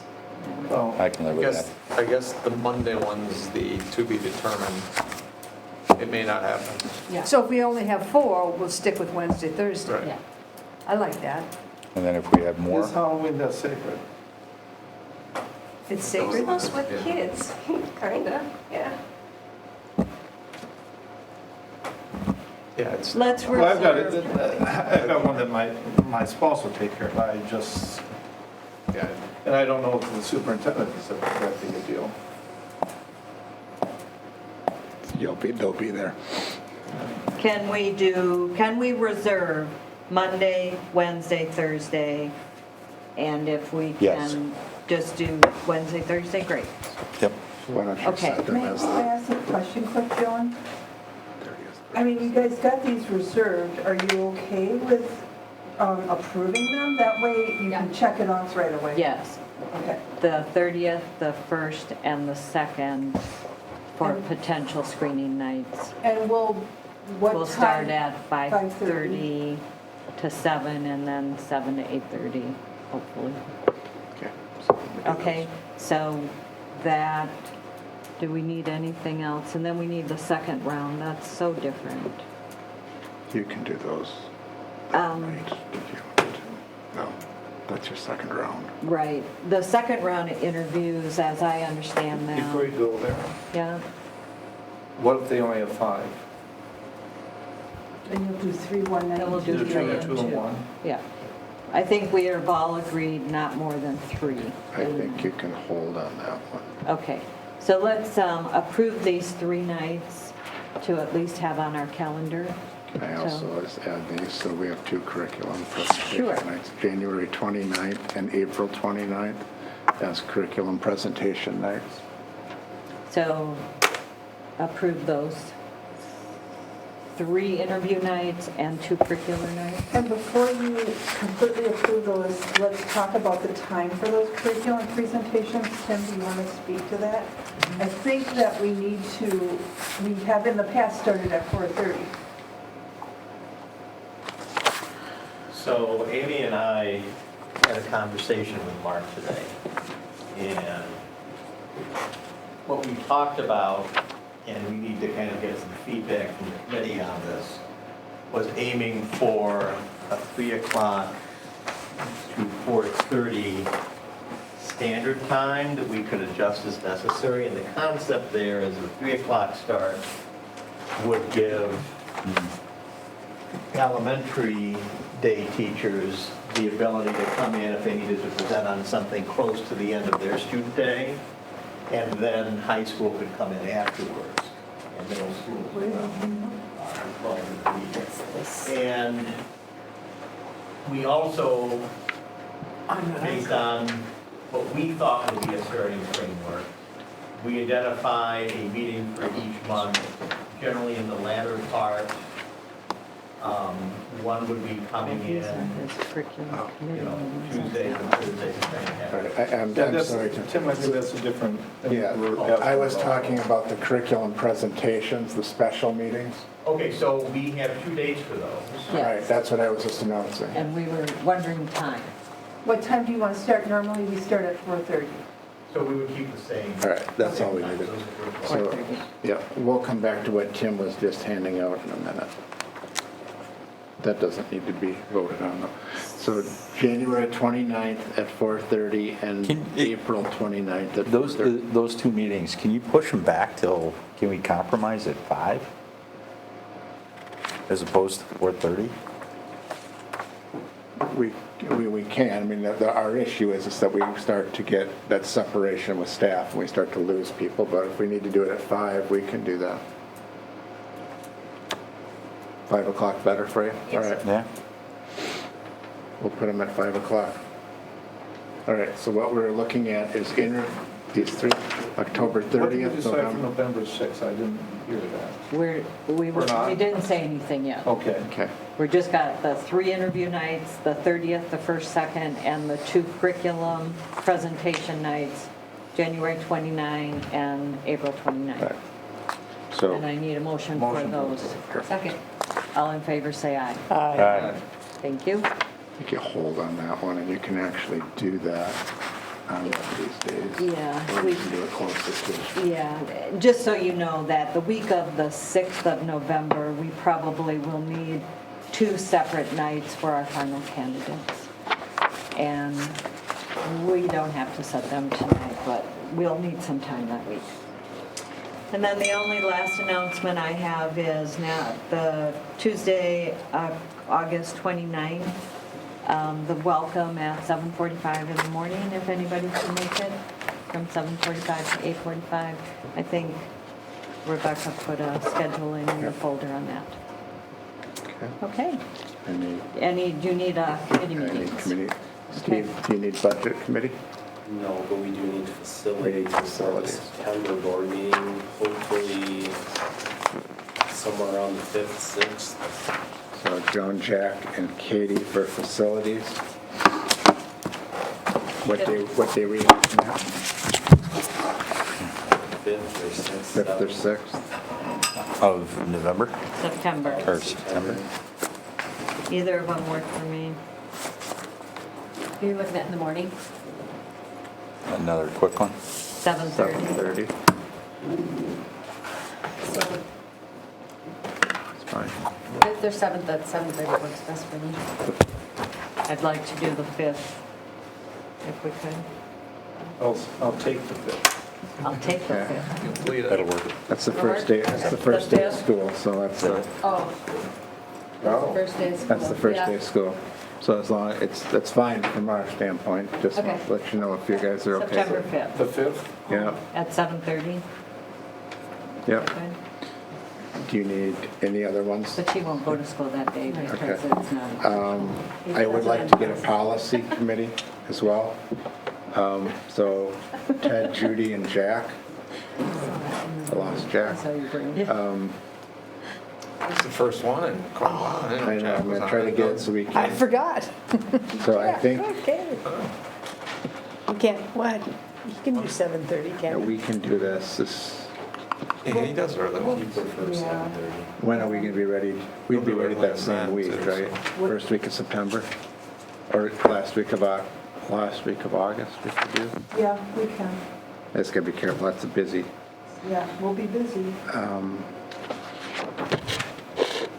If you could do it like on maybe the 7th, then you could, it would give you a little leeway. Yeah. Jack, I'm looking at a policy committee meeting. Could we do one on the 7th at 7:30 in the morning? Yeah. Okay. Does that work? For you? Which 7th are we talking about? September. It's a legitimate question, given all the dates we're throwing out. I get it. We're already scheduling into November. I'll make that work. Dawn, I know we kind of pushed off the last DEI meeting. I think if we were going to do something, we could kind of review where we're at with that disproportionality plan and how it's laying in here. So if you want to do it before the September board meeting, it's probably going to have to be that same week. So that's Dawn, Mark, and Joan. I'm leaving town on Thursday that week for out of town. Thursday wedding. the 14th you're leaving? On the 7th, before the board meeting. I'm here the next week, but I'm gone Thursday, Friday.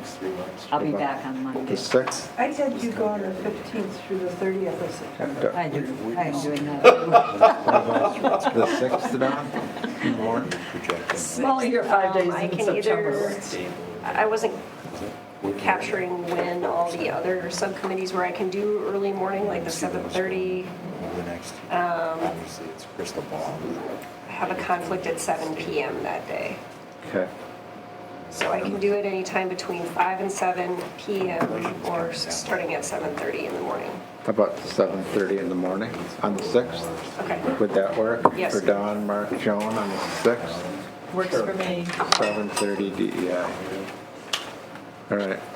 Got a lot of early morning ones. And then we have our curriculum meetings, so we're good with that. This is what Kim was just handing out, was the curriculum schedule, and you were proposing wanting to go from 3 to 4:30 to accommodate. To accommodate teacher participation, but it made sense. I know that's not what we've done recently. That works for me. Okay. But does that work for you, Jim? Yeah, I'll make it work. I mean, I didn't see any, earlier in the week's always better, but I saw some Thursday and stuff, Tuesdays but, and Thursdays. yeah.